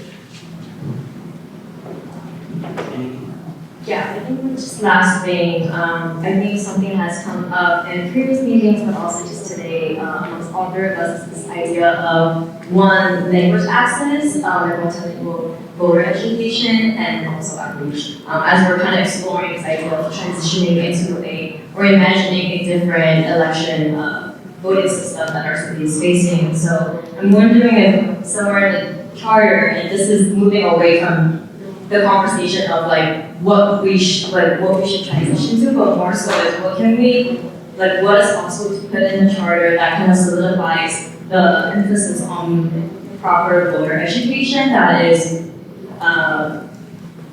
one that is culturally competent, but also prioritizes multilingual services. I know in LA County or in LA we do prioritize that. It's just naturally as something we do in LA because we're so diverse and we have so many different communities. But I think there is power in kind of having that language in our charter. Similarly, the way that we talk about the preamble. I think it's just a guiding of kind of the vibe that we have in LA, and I think especially during a time where on the federal level our communities are, it's not a given that multilingual services are given, that if for us to kind of reinforce that for the city of Los Angeles, I think there is value in that. And I think for me, whether we transition to a different voting system or we keep what we currently have right now is to place the emphasis on voter education is needed and that there is a turnout gap that is happening across the city. And so I think that's kind of what I've been thinking about. I think it's like additional amp to kind of this larger conversation that we're having. I don't think they're by any means separate. I think they need to work together because in the situation where we do transition, I think without the educational piece and the proper cultural competent outreach, I don't think we can get what we're hoping to get. And so I think somehow we can kind of explore, because I think as of right now in the charter, there's nothing in terms of kind of how the city operates on what they are, the services they produce based on elections. If that makes sense. And I think you're putting an emphasis especially on language access as well. Okay. Or just in generally outreaching to the communities. So I think we're talking about here in this item is accessibility, fairness, and voter engagement. And I think it's part of the conversation. Yeah, okay, I hear what you're saying. Yeah, that's an interesting way to look at how that can be approached in the charter. Okay, and see what examples are out there. I think I put more as like a safeguard to make sure that it is something that LA operates on, and in case that doesn't happen, the public and the residents of LA can go back to the charter and really emphasize that this is needed for our communities in LA. I mean, it's akin to what you see in some places in LA to a certain extent of like when the budget is released, there's mandatory community engagement, mandatory community meetings and hearings on in the communities and access to budget documents, and it's kind of on that level if that's what I'm hearing, but just overall engagement on everything that the city does. Is that right? Is that how I'm interpreting that? Are we? Yeah, and then I think even just saying because we do it in practice is coordinating with the county, right? Yeah. We administer elections, and the county is pretty great in terms of laying out that they mandate all 18 languages, and now the county, even though on the state level, they don't necessarily have to do so. But I think it's just this idea. I think, and maybe correct me if I'm wrong, I don't think we even have the city is in coordination with LA County when administering elections. Well, I think it's the county who administers the city's elections, correct? Yes, people really should be correct. A lot of some cities out there in the state of California do administer their own elections. In my time in Long Beach, it's shifted from city clerk to the county administering elections, and here in LA, it's the county that administers the elections for the city. So we do have to work with them, and from the map drawing and everything. But it is something that is found up to the city, to the county and the county registrar to actually prevent ballots, the very ballots, null ballots, ballots, county ballots. And do education, yeah. But in terms of language access, that's something you want to see enshrined in the charter? I think just I think it's something I'm interested in trying to explore just because I feel like it is core to LA and our diverse communities here, but I think also in practice, I think we're also not perfect too. So how do we be better about that, especially if we're going to propose a lot of reform and change that I think will I think we just need safeguards to make sure that we're not inadvertently leaving communities out as we are moving along as a city. And I think just to be, fully transparent, that I gave how I'm feeling about recommendations on the last item. A little closer to my, to be fully transparent, I think with all of the recommendations, with RCV, and even, star voting, for me the jury is still out because it's really coupled with council expansion too. So I think my specific opinion would probably change depending on the range or number that we talk about. And then we recommend a larger body. So keep submitting for public comment and things because my mind is still has not been made on this issue. I know there's a lot of different avenues, even the status quo. So really feel free to keep submitting materials to us. Anything else before I great. Well, can we have a motion to transmit sentiments to staff for item number 3? So great. Seeing no objection. As a reminder, we are not meeting next week. We will be off by way of our committee. But we will see you all again in 2 weeks. And we're really excited to have that meeting. And I will also flag that for the meeting that talks about city attorney. City attorney will not be assisting us with the legal matters for that. We did want to have a conflict of interest. We will be using item CAO. We're still working on this. Still works, but anything another department is not city attorney, just so that they're not, administering the meeting that also has recommendations about changes to their specific department. Yeah, do I have a motion to adjourn? If I may, really quick, just want to make sure that people are aware that we have a town hall meeting on Saturday at the Pacoima City Hall, 9 a.m. It is a committee meeting on infrastructure and planning. So please join us at Pacoima City Hall, 9 a.m. Okay, do I have a motion to adjourn, please?